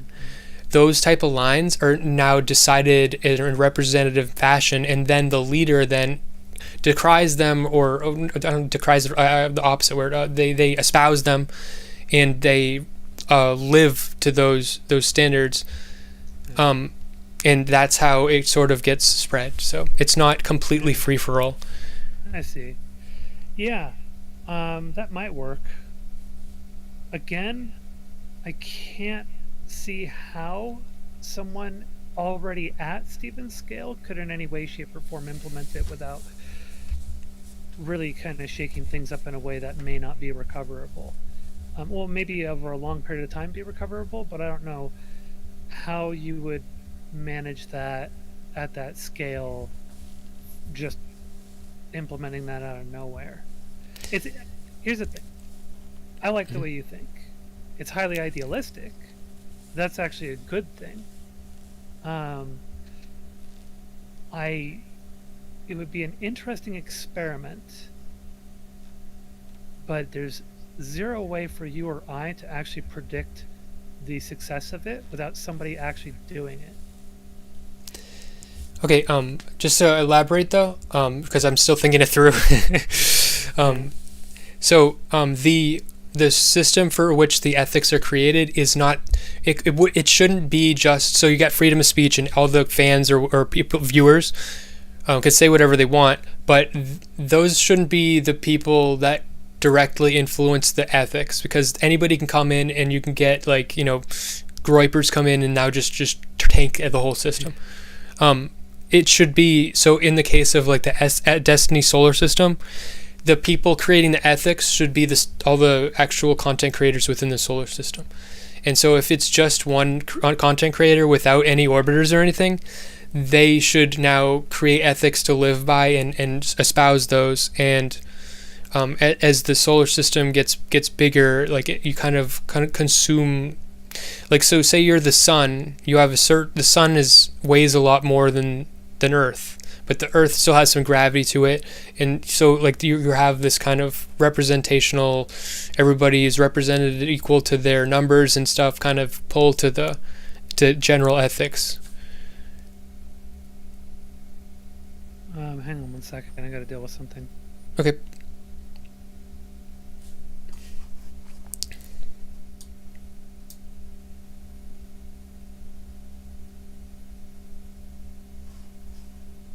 Let me check out my YouTube channel here.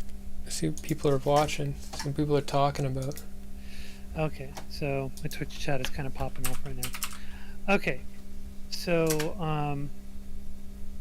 what was I gonna say?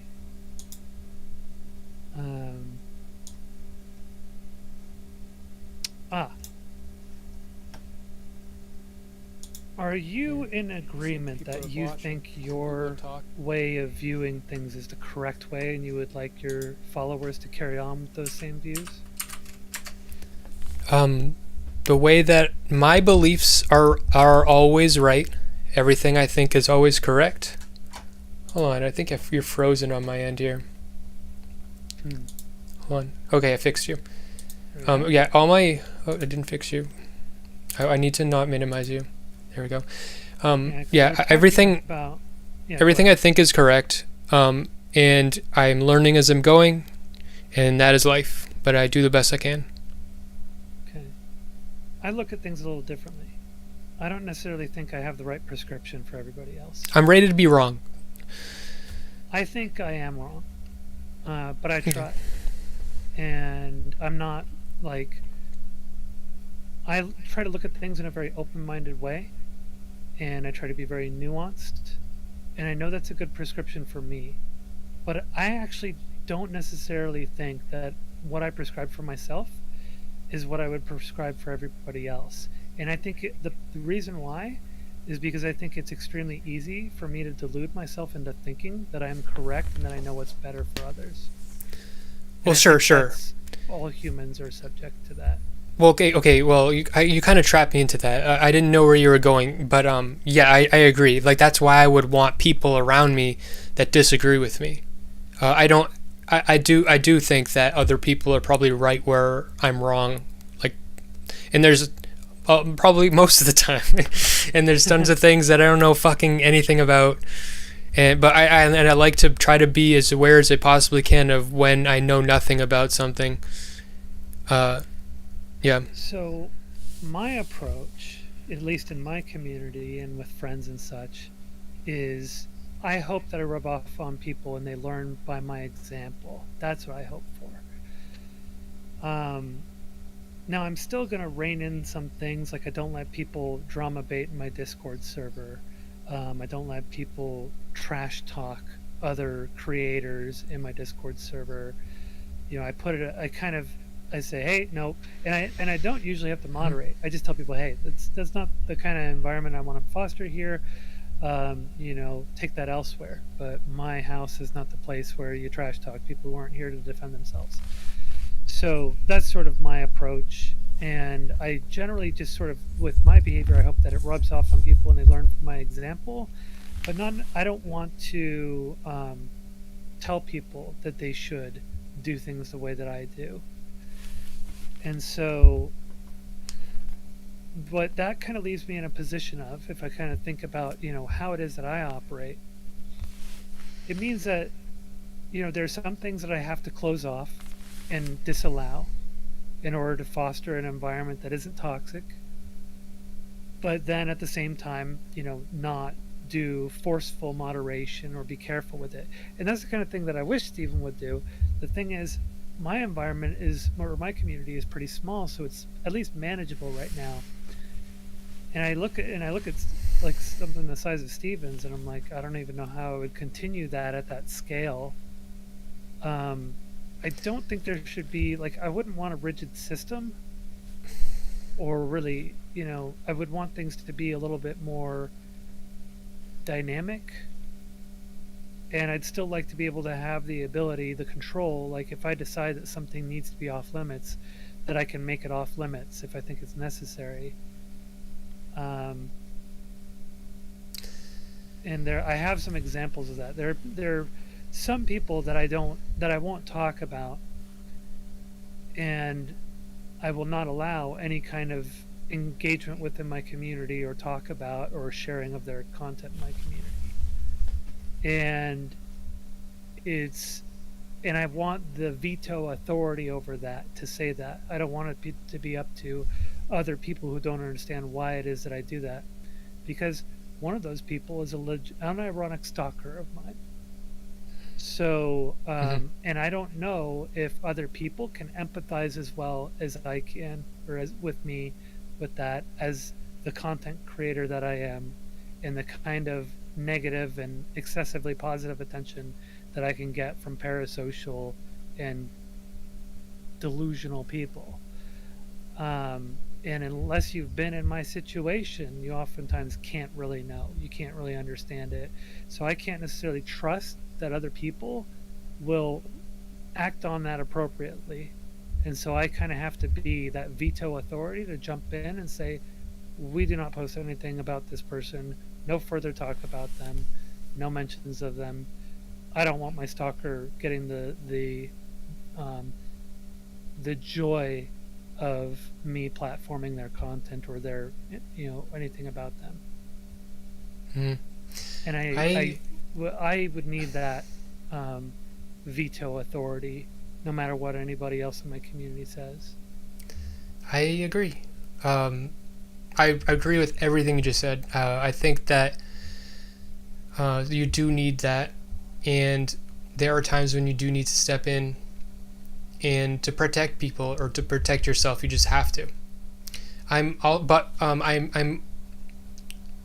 never been convinced, and maybe I'm just naive, but I've never been convinced by this argument that the community is just bigger, so it just won't work. I don't understand why that is something people think. Like you just like, it's bigger so it won't work. Like, I guess the assumption is, but just to finish on your point you just made, the last point you just made, I completely agree that along with freedom of speech in the United States comes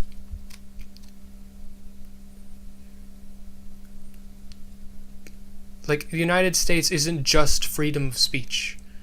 Like, there is separation of powers, there is executive decisions that can be made that override certain powers in times of need, and so reinforcement or enforcement of rules can come from different places in different times in different situations, and it's complicated. But the ideals are still the ideals, and the exceptions are still the exceptions. And it, regardless, it's very complicated. But Yeah. just to get back to the other point about size, I think the assumption is that as something gets bigger, you're still just picturing it as a lone content creator with a big ocean of people below them that are just now they can't control because there's just one person versus a million fans. But I don't see it that way, because as you grow, you create a government or governance, and you have your moderators, and as a community grows you have more moderators, and you have moderators that delegate it to more moderators, and like not just moderators but like organizers, or you got like people that do different jobs. You got your editors, and you got your I don't know, people have like Mr. Girl has like a guy that you just like has like give him feedback on all of his videos, whether or not you should publish them or not. Which is an interesting idea. But as you grow, I think the only difference is you just need to now have a bigger governance.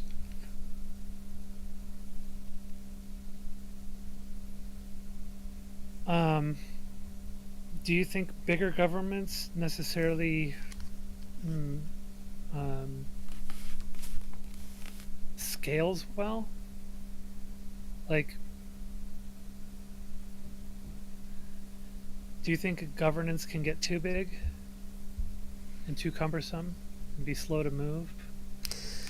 The only thing, well, sure, in the case of like looking at like the United States, there's certainly situations where that happens,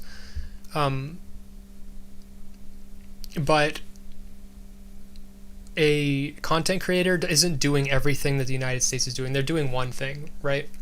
Or maybe like 5 things.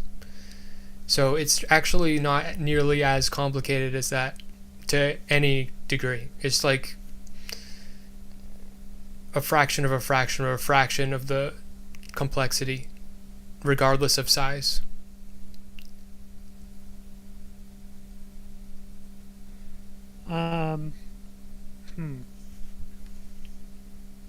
It's an interesting thing to consider. Again, something that somebody would need to experiment with. Not something I would ever advise somebody with an already large community experimenting with. What do you think that I'm advocating for right now? Well, I mean, it's an interesting idea. Yeah, but what's the idea? But it's still, well, you're spitballing is what you're doing. It sounds like you just came up with this, right? Okay, so here's what's happening in this whole conversation. I'm advocating for free speech, and you're giving me reasons to be afraid of free speech, and I'm appealing to things like the United States, and I'm appealing to, like, I'm just trying to give you ways that make it work, and in all the situations that you're afraid of free speech, I think that there are reasons to not be afraid, and there's ways to deal with it. And I'm not trying to build a giant organizational structure like system where we have this big giant cumbersome thing to organize a community. I'm just appealing to all of your concerns about freedom of speech as you bring them up. I'm not trying to push concerns about freedom of speech. I don't think freedom of speech exists beyond the U.S. government, and I don't think anybody is obligated to try to mimic the U.S. government. It's, if people want to experiment with that, that's fine. I'm actually on some free speech sites in communities that are crazy, to say the least. Yeah, but they don't have a leader. They don't have a vision. Some of them, well, one of them does. But it's a fun experiment. I don't necessarily think that it is a practical experiment. But I also don't think anybody owes me free speech other than my own government adhering to its constitution. And I would never expect anyone to owe me freedom of speech. Yeah, but like you keep, okay, I think, okay, I think. Does that make sense? No. Why? Because that point is has nothing to do with what I just said. I'm not saying that anybody owes you free speech. You know what I'm saying? I'm saying that you owe it to yourself And if you, I think that if you really want to be a leader, do you want to be a if you want to teach people, you don't teach people by being a totalitarian leader. If you want to teach people, you have your students have freedom. Like if you let's say you have kids. Universities. Are they totalitarian or are they free speech? I would say that there is a trend in universities where they're going towards the opposite of free speech, and it's dramatically hurting the quality of education, where people are not able to be exposed to different ideas and different thoughts, and it's becoming. Do you think that's a new thing? Because I think it's a very, very old thing. It's going in that direction. I would say it went in that direction decades ago. Sure. We're talking like about 100 years ago. Sure. I would say. I don't know, but. Okay, but another analogy. Well, hold on. Let me rebut, because you said a handful of things here, so I kind of want to rebut a few of these. So you talk about owing it to yourself, and because that's how people learn. I think you're absolutely wrong about that. I think people learn even when there are rules that restrict someone's freedom of speech, and I think that's clearly demonstrated in education across the world. There are amazing universities all around the globe and in the US, and you don't have freedom of speech in the classroom. So I would say that the evidence is completely against you on that, and I would say that there isn't any evidence to suggest that you would have any more or less education with a free speech environment in the classroom. Okay. And then I would disagree. I think that the more free speech you have in a classroom, the better your education. I think that you can teach people to be more automaton-like, and you can turn people into a perfect robot. You can teach people to do engineering like a perfect robot, but if you want to teach people to be free thinkers, you're going to have to allow them to be free speakers. It's the only way. So can you substantiate that for me a bit? Because so far we don't have any examples of that. Okay. So if you want to teach people to be free thinkers, you cannot limit the amount of discourse that they can talk about, because they're not going to be thinking about it if they can't talk about it or hear about it or be exposed to it. Well, you're theorizing, but give me an example is you have a communist country and the students are not allowed to learn anything about capitalism. Those students are not going to understand understand fucking capitalism. So like their imagination and their ability to be a free thinker is limited within the confinements of whatever the fuck lesson you're giving them. You're not allowing them to. So do you think that? Yeah, I'm saying everyone in China is retarded because they don't know. They're limited. Do you think that same logic applies to Stanford University? Because they don't allow free speech in the classroom, right? So does that same logic apply there? Whatever is prohibited from the classroom, that is going to be prohibited from whatever is prohibited are going to become the walls of the limitations of someone's free thinking. Your free thinking is going to be limited by the boundaries of your speech. But I was going to make a different metaphor that makes it. I disagree with what you just said there, by the way, and I think you're very wrong, because I think as soon as you leave the university, leave the classroom, you're actually unbounded and you're free to explore. And what most people do, like all the things I wasn't allowed to work on in college, I would go home and immediately start working on and start coding and doing projects that I wasn't allowed to do at college. And explore. College is where you learn, and when you get out, you're no longer in an environment to be immersed in learning and stuff, and your capacity to be doing.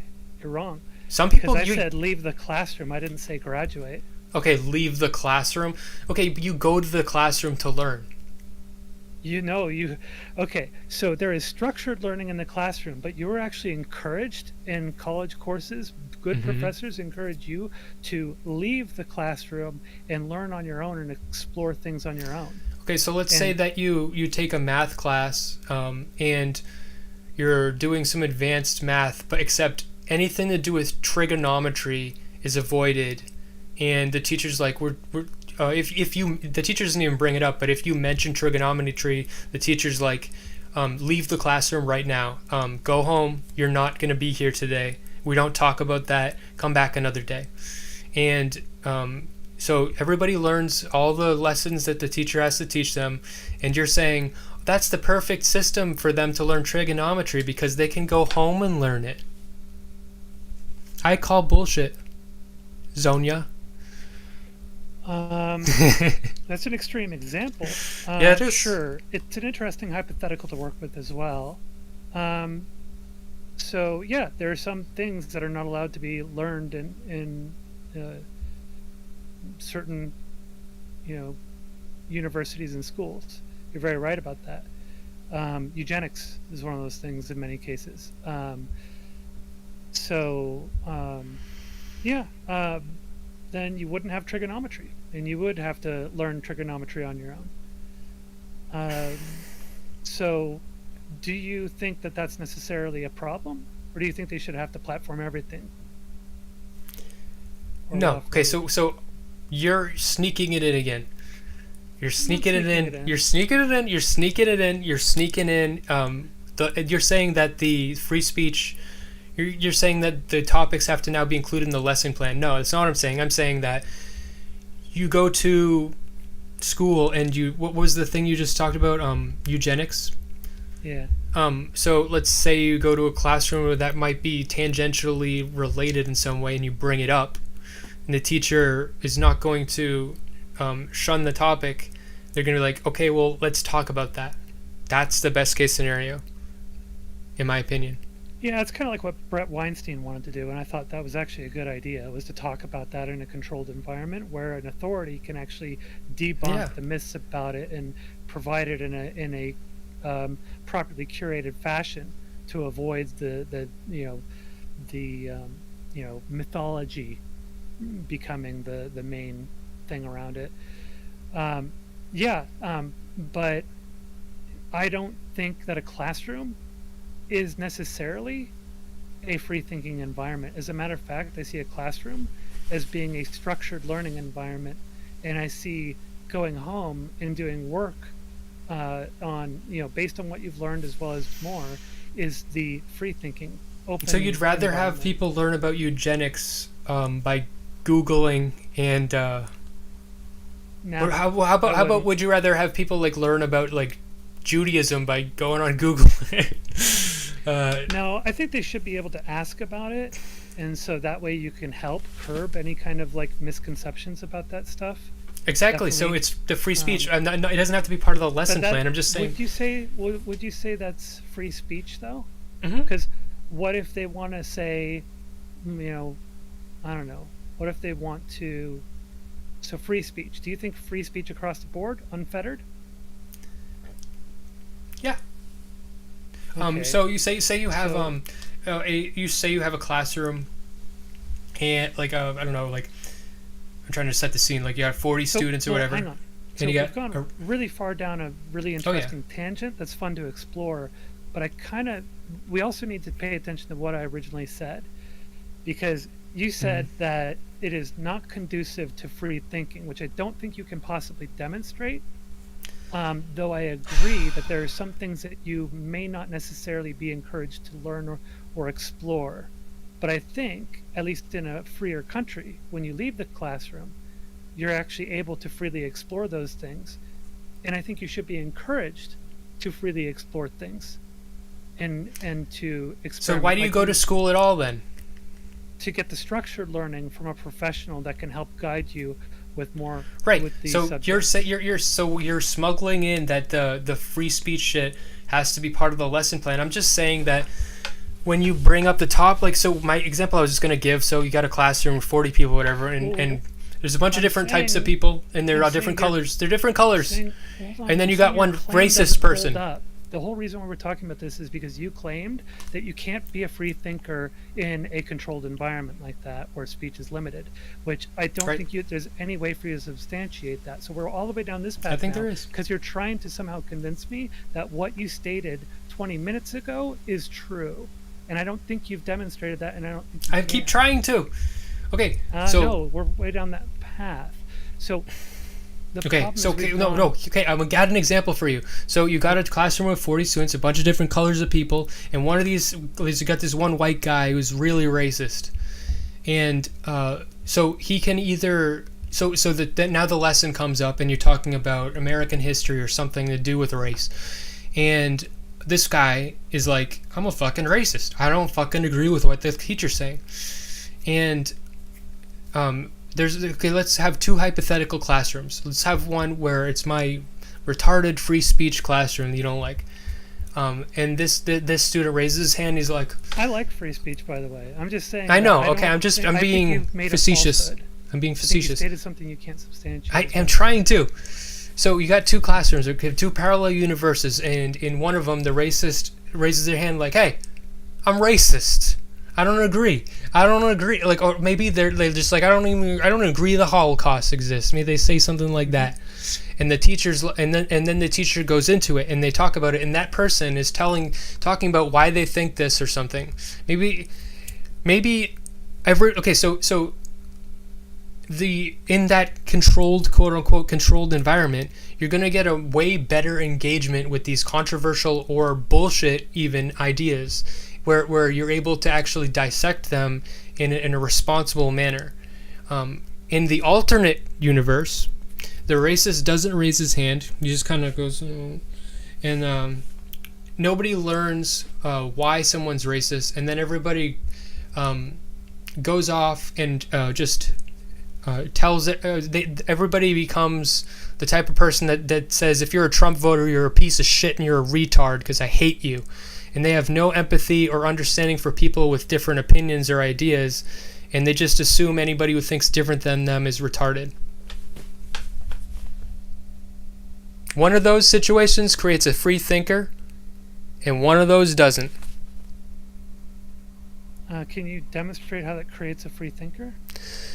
Or how it Being exposed to ideas that are different from your own beliefs creates a free thinker because you understand people's ideas and where they're coming from. Okay, I don't agree with you because I think free thinkers are kind of created over time by experiences in the real world, not the classroom. Now, the classroom, I think, is part of those experiences, but I think it's a collective thing over time. It's an aggregate of experiences. It also has a lot to do with how your parents raise you. That was going to be my other example when you wanted to stick to this one, but I was going to talk about parents. Yeah, so what I'm confused about is we've got so many free thinkers that were raised in modern day education in classrooms. So I'm wondering, like, where did they come from? Are they just are they mutants, right, so to speak? Because we've got so many of them. As free of thinkers as we are, we're still limited. And well, I would say there's no such thing then as a free thinker. I would say, well, sure, it's the degrees of free Zizekian. thinking. Zizekian, when you're always eating from the trash can of ideology. Well, I would say there are degrees of free thinking. Everybody's got their biases, right? But if we're not saying, so if you're basically saying anybody raised in that system can't possibly be a free thinker, I don't know. That doesn't actually sound reasonable. No, it's a spectrum. It's not just you're a Yeah. free thinker and you're not a free thinker. It's now you're more of a free thinker, and the more new ideas you're exposed to, the better. Okay. And the classroom is So where you're let's- exposed to ideas, and so that's the best place to be exposed to the most ideas. Okay, I'm glad that you have amended it then, because originally you said that they can't be a free thinker. So Well, I'm saying, I didn't mean that. Okay, well then, we'll spectrum. Okay, I so, meant okay, that now all I along. agree with you. Now I finally agree with you. God All damn right. it! So. I think there are degrees, and I think sometimes you can even become a freer thinker despite your upbringing. or the environment that you're raised in. Some people are unique, but or have a different way of processing things, or have certain experiences in their life outside of the classroom that contributed to them being more of a free thinker. I don't know. So we're down this tangent now. I think we're way off the topic of what streamers should do with their platforms. Okay, that's why I wanted to say parents, because so you want to be a teacher in a lot of ways as a streamer, or as a, especially not just as a streamer, but as the type of streamer that you are, and the type of streamer that Destiny is, the type of streamer that I am. You're trying to talk about your opinions and stuff, and so you're trying to teach people stuff. And so if you're comparing it to being like a teacher in a classroom, or you're comparing it to be like a parent with like lessons you want to give to your kids or whatever, and which classroom environment, or which parental environment, or if you're the president and you got a country, which governmental environment, that's what we're talking about. And so I think that the way that it's structured right now, the DGG model, is very totalitarian, and I think that totalitarianism dramatically reduces your ability to be a free thinker. I think that if you, but I don't think it's a totalitarian. I think that he has veto power, and he exercises it periodically, sometimes a lot more than other times. But I don't think it's totalitarian, especially considering how many times his own subreddit has turned against him. So I would disagree with this term totalitarian. I don't think he's anywhere near that. Veto holder? Absolutely. And here's the thing. He also allows forethought, a lot of freedom in the managing of the subreddit. Even though Destiny comes in occasionally and prunes a bunch of things when he's going through it on stream, when he's not on stream, he lets forethought run the whole show himself. And forethought generally carries over, like forethought has his own way of operating that Destiny basically says works for me, because he doesn't tell forethought how to manage the subreddit. Okay, yeah, but what I'm saying is hands-on approach, where you're controlling what you're going to decide the community is going to look like this, and if it doesn't, I'm going to beat it into submission, which is what Forethought does to a T. He's that kind of asshole, and Destiny's maybe not that kind of asshole. He's a little different, but Forethought's definitely that kind of asshole, and.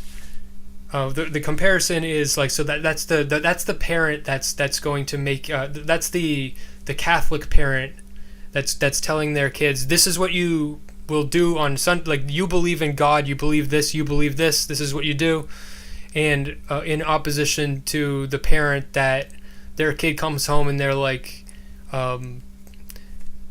they come up with some random bullshit. And the parents okay, I guess we're gonna have to talk about that, and I'm gonna have to give you a lesson about that. I'm not comfortable with the parenting thing, because we're talking about a mix of adults and young people. So there are other things, other parameters to factor in when you're talking about what you would do as a parent versus what you would do as a leader of a community of a mixed number of people, the majority of them adults. So the parent feels responsible for the student, for the child, and I think the content creator should feel responsibility for their community, and they should try to lead by example and set certain standards, just like a parent does for their kid. And when the kid comes home from school with some idea, so say you're a Catholic parent, and the kid comes home and he's talking about Harry Potter, and you believe that Harry Potter's the devil or something. There's two different ways that can go down. You can say, get that fucking book out of my house, you're not going to have that in here. Or you can have, okay, let's talk about this, and you're going to be exposed to this, and we're going to have a discussion about how I feel about this. And those are two different approaches. And the Forethought style approach is, get the fucking book out of my house. And the approach that I want is, okay, well, you'll bring the book in, we're going to have a discussion about this. That's a great individual prescription, not necessarily for another community leader, though. I don't know about that. No. So here's the thing. I guess it depends on what you want to accomplish with your community. I don't think Stephen wants to foster a free speech community. I don't think he wants to foster necessarily a open-ended sort of, we'll talk about anything community. I think he wants to foster this is my content community, and this is what I platform and what I choose to put on. This is my baby that I deal with what I want community. It sounds to me like narcissism to me. Which, by the way, almost all streamers are narcissists, so keep that in mind. A lot of them, like a few of them aren't, but most of them have a pretty strong narcissistic tendency. So be prepared when you're dealing with streamers. Unfortunately, they turn out more often than not to be genuine, unironic narcissists. I don't know if I don't think Stephen really has a lot of narcissistic tendencies from my observation. He's a content creator and an entertainer, right? First and foremost. Only in your. I only mean that strictly in the way you were describing his relationship to his community being, his community is just about his. So he's a man with ideas and principles and values that he tries to espouse, but he doesn't want to create a community where people can freely experiment within the lessons that he gives. He wants to create a community. He wants to. Exactly. So he wants to create a community about him, right? Yeah, he's the streamer and the entertainer, right? So, even though the thing that he wants to do is to teach people, his community is still supposed to be about him. Yep. That's why he's got the and brand that everywhere specifically is an extreme example of narcissism.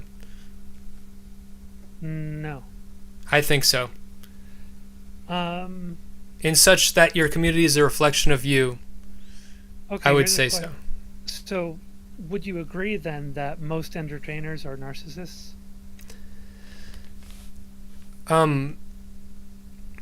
Like I was just saying, in the way that your community is a reflection of you, most entertainers don't have that kind of community.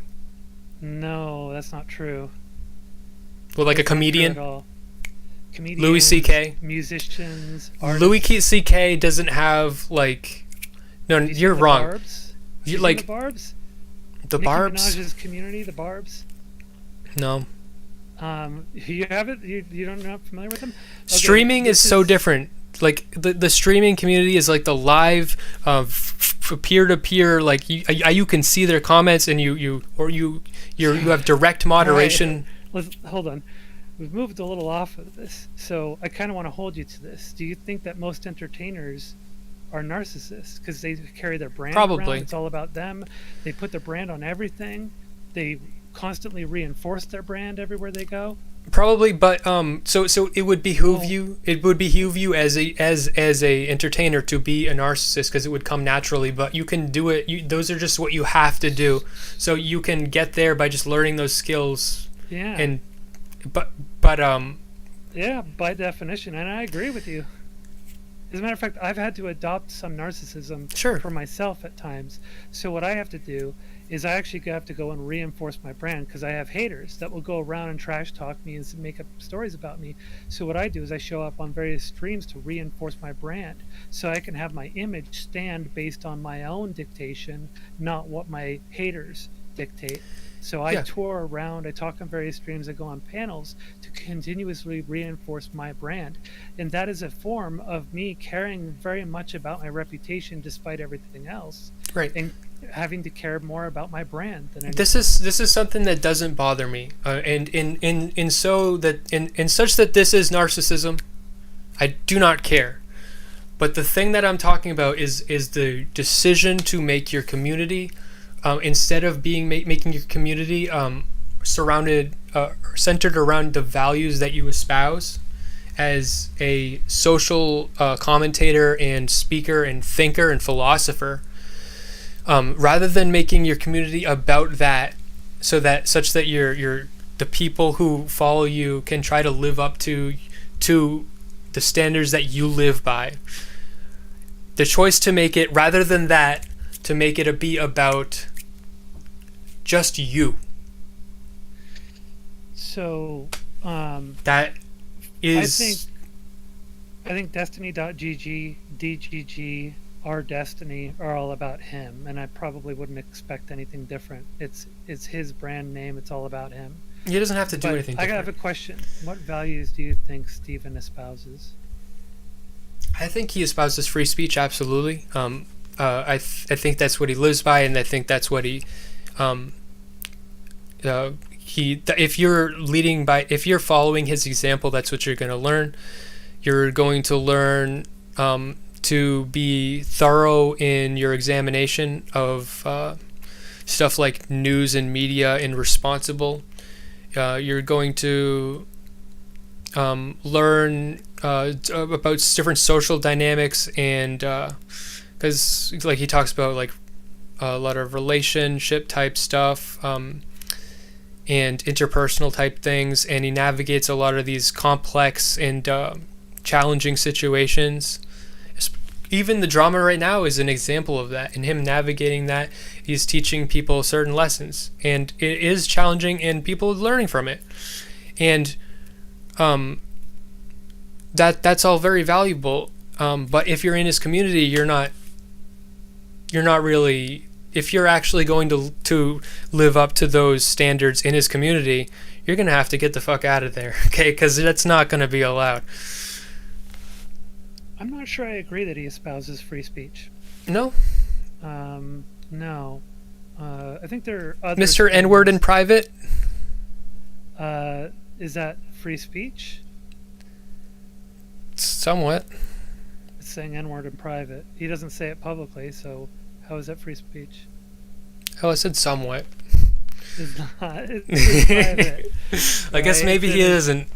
Yeah. I wouldn't say that he is espousing free speech. I would say that he agrees with the First Amendment of the United States Constitution as it pertains to the country that he lives in. I wouldn't say that he espouses free speech. I would say that he probably doesn't think that there should be free speech in the workplace. I would say that he probably doesn't think that there should be free speech in university classrooms. He would probably say that you should be able to ask risky questions without being canceled. He would probably say that. But I don't think that he espouses free speech across the board for everything. And there are some streamers who do that. I've never actually heard Destiny champion that, from what I recall. Well, he champions liberalism.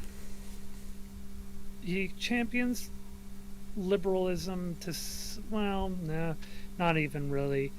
It's sort of in a way, omni-liberal is a meme. He is liberal, but he also leans a little left of liberal. Maybe. So I don't like. When I think of streamers that advocate for free speech, Steven is not one of the streamers I think of. Now I do think of Max. I think of Fabian Liberty, Scott. But I do not think of Steven. Like, he wouldn't have come to mind for me. Maybe you're right. Well, only you're right in the things that he acts out free speech as a man. I don't think so. Like, well, if you're saying like maybe more so than a lot of other people left of center. Yeah. Sure, but not a lot. No, I think a lot more than like at least compared to like 4 years ago when he was like on Twitch and it was the culture where just like shitting on Destiny was how you got ahead as a streamer. That was just the standard. What a time, right? But those people that would shit on him, those types of people who are now in their own orbits, those are all way less free speech than him. Oh yeah, by a long way shot. less. But that's relative. But I wouldn't say that Steven has built a brand on as you put it, espousing free speech.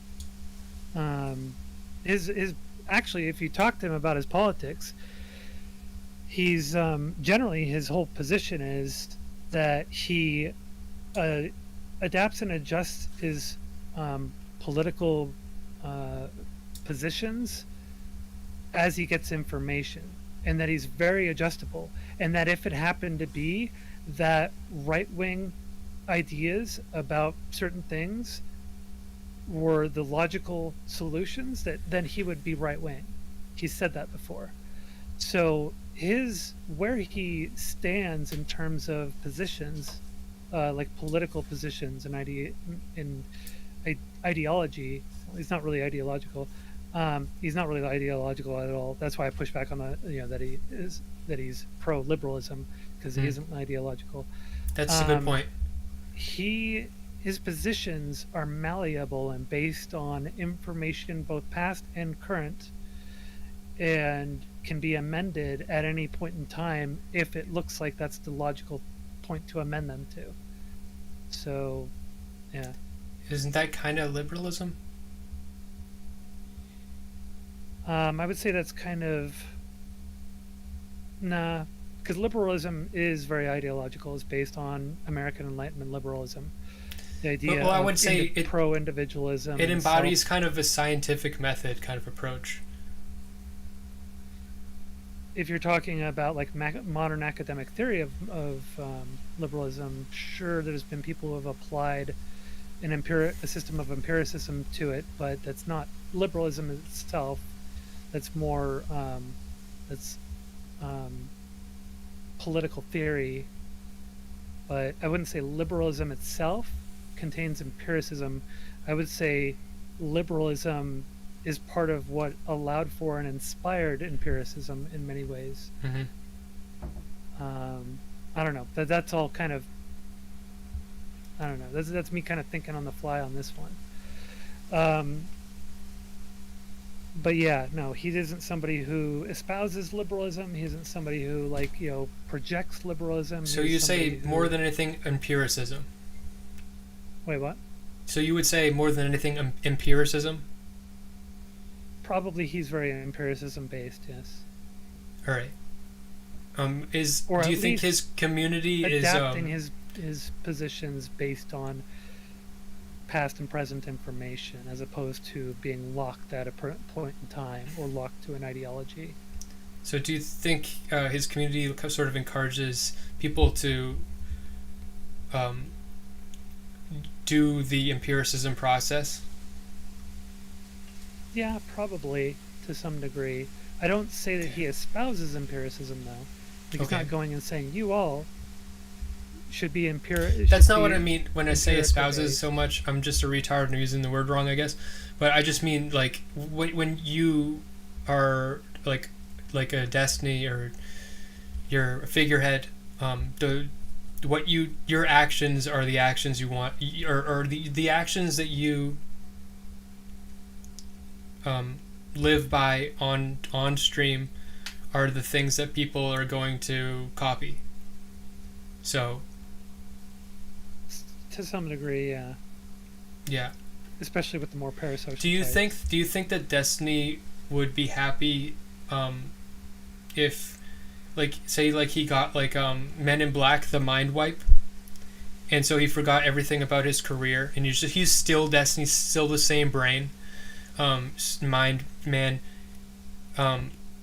You replace Destiny with another Destiny, and he's just a man that has the same brain, but he's just working in a normal job, and he starts watching the new Destiny, and he goes into the new Destiny's community and starts posting and talking. Do you think he'd be happy there? I have no idea. I think that's the interesting question. And I think are your experiences, so if you have a mind wipe, you're going to be a completely different person. This is in theory, if he's the same person. Like, okay. Let's say, okay, memories, I got a new hypothetical to fix your problem. Instead of that, let's just say Destiny as he is, same life and everything. But just the only difference is, let's say that every day instead of 24 hours is 48 hours. So he's got 24 more hours every fucking day to spend. Okay? So he's gonna probably watch some fucking streams and waste some more time. So there's 2 destinies. Do you think that these destinies would enjoy being in each other's communities?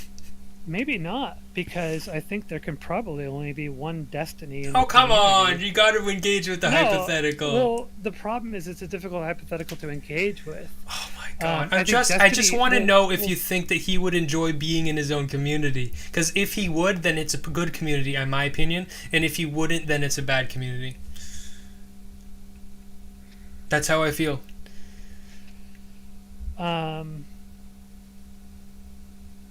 Okay, if I'm being literal, I don't know. I don't want to be too literal with this one. Probably he wouldn't appreciate being one of the general people in his community, is my guess. So that may not be the right community for him. But I don't think that matters. Destiny is the god of his community, right? Mm-hmm. He's an entertainer, right? Mm-hmm. So he's not trying to build a community that's perfect for other people like himself. He's trying to build a community that is, basically watching him and subscribing to him and keeping active in his Discord and active in his subreddit, active in his website chat.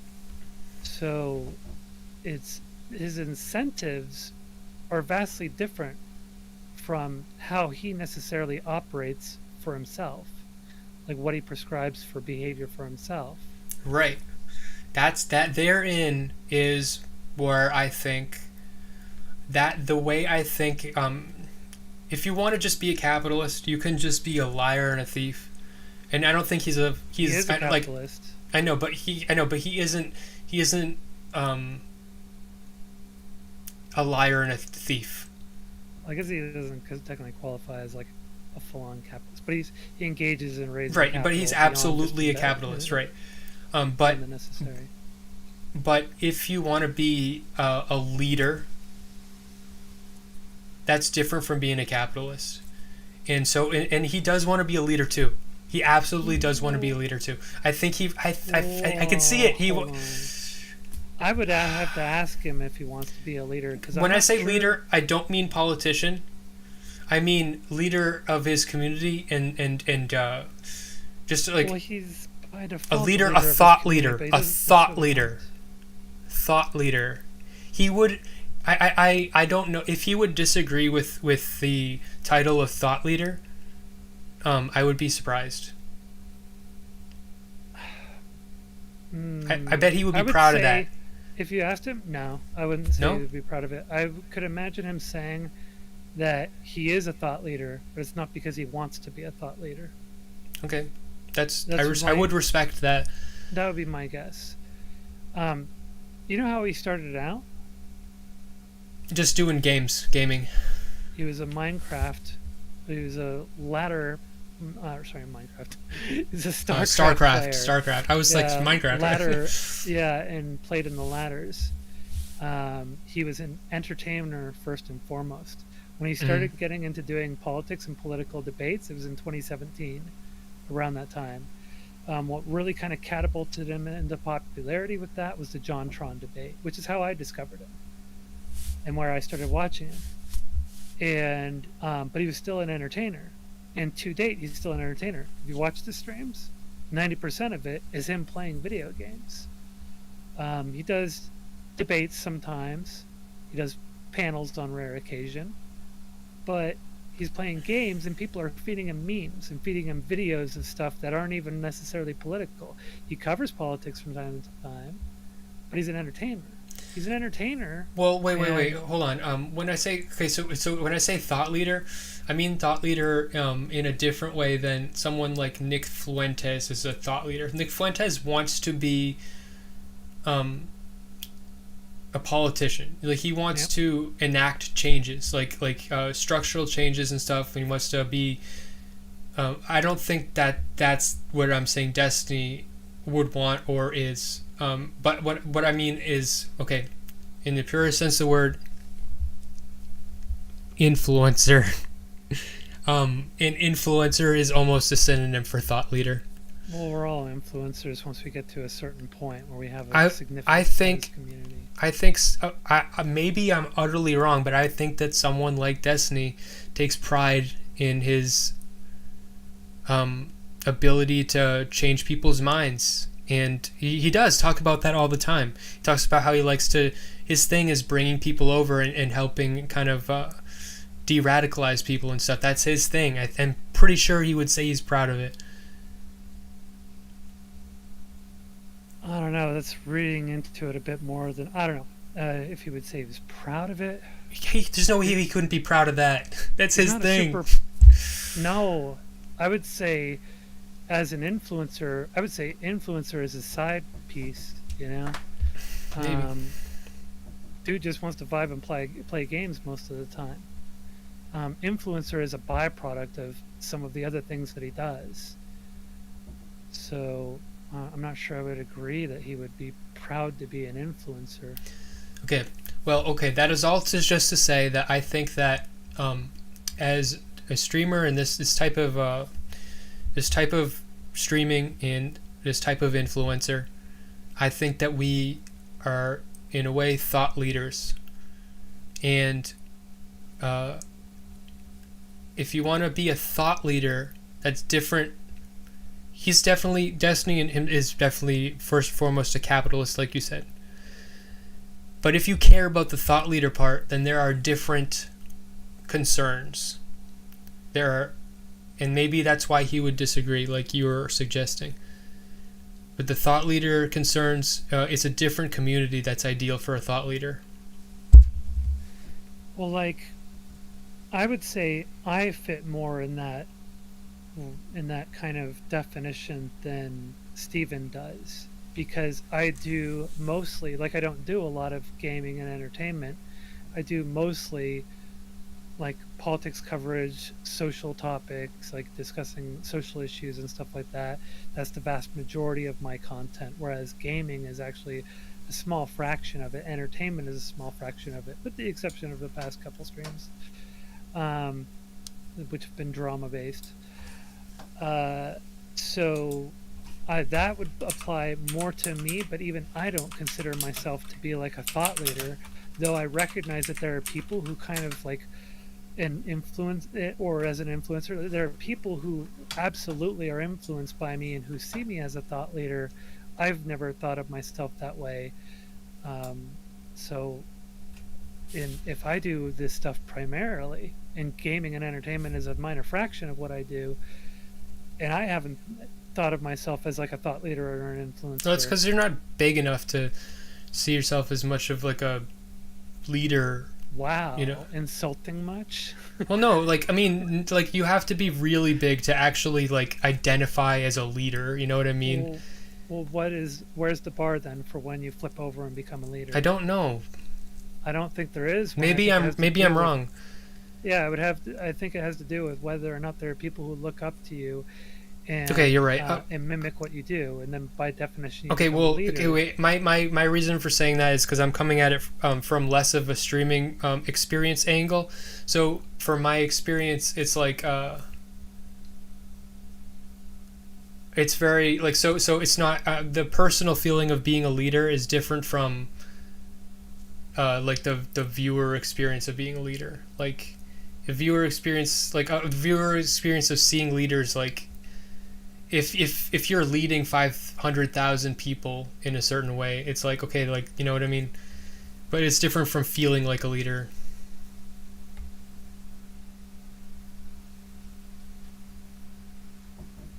You know what I just realized? What? I forgot to make the YouTube stream public. It was unlisted. God damn it. I was like, why has there been nobody chatting in YouTube? I put up a poll on Twitch asking if they think of me as an influencer, and So we're waiting for that. I'm going to put up one on YouTube as well. Yeah, I think you are an influencer, and I do think you're a thought leader.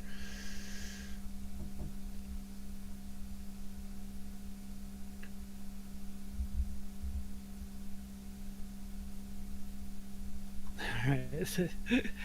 YouTube stream is up, and the poll is up on YouTube now. I think that's judging that is a difficult thing to judge. Like, when do you become an influencer or a thought leader? It really has to do with whether or not you've built a community that looks up to you and emulates things that you do and looks to you for answers. I do have that community, and the other thing is, even though I'm not like a significantly large streamer, I'm actually pretty well known in the area because I've collaborated with so many streamers, right? No, I'm not. I don't mean to like insult you, but so, I think. Well, it's not, I'm teasing you about the insult thing. Okay, I'm just saying that I'm glad. That there are people who definitely, that I can think back, even just to today, who come to me asking for, like, hey, can I get your input on this? What do you think about this? Should I do this with my stream? Should I do that with my stream? Should I cover this topic? What do you think I should do about this issue? Have you thought about this? Have you looked into this political thing? What do you think about it? The fact that those I think you should tell those people to play Raid Battle Legends. Raid Shadow Legends? Oh, yeah. It's a good meme. But, like, so I can think back and realize, well, yeah, there are people who are influenced by me, and there are people who look to me for answers. So by definition, I seem to be a leader. But I never thought of myself as, like, an influencer or a thought leader. And the majority of the coverage that I do is political or social issues in nature. And Steven does a majority entertainment with a bunch of drama these days as well, and some political stuff. So I sit there and think, I don't think he would see himself. That's why I'm saying, like, I don't think he would see himself as, like, or he would recognize that, just like I do, that he has an influence over quite a few people, right? And that they look up to him. But he would not be. I can't imagine him saying that he would be proud to be that influencer or thought leader. Because my only point is, so now that I've established, so I'm giving you this. So to go back to the whole conversation, I have established my idealistic ideas for what a community could be, and the differences between something like DGG and maybe what I imagine. And I think that what I envision is what you would do if your first and foremost concern is being a thought leader more than being a capitalist. And it would undermine some of your capitalist goals, but it would extremely bolster your goals as an influencer thought leader. Mm-hmm. Yeah, it's hard to say, like, how exactly he views himself. I know he's talked before about the fact that he is an entertainer, but that he also does, politics, and that he likes engaging with different people and exploring ideas with them and talking with people who don't agree with them.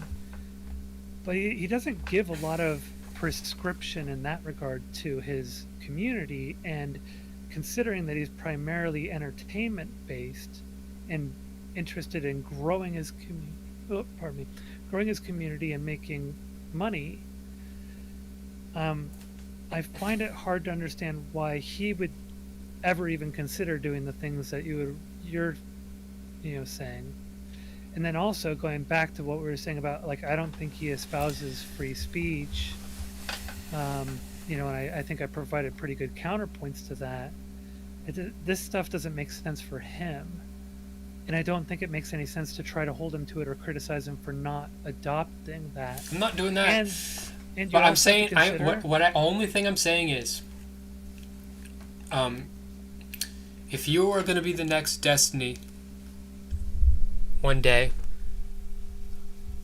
that's the question for you. Am I a capitalist or a thought leader? I think that's all. Fair enough.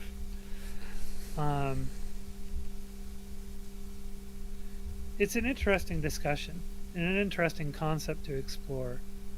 I don't know if I would ever implement it, but a part of my way that I run my community also is I also protect people.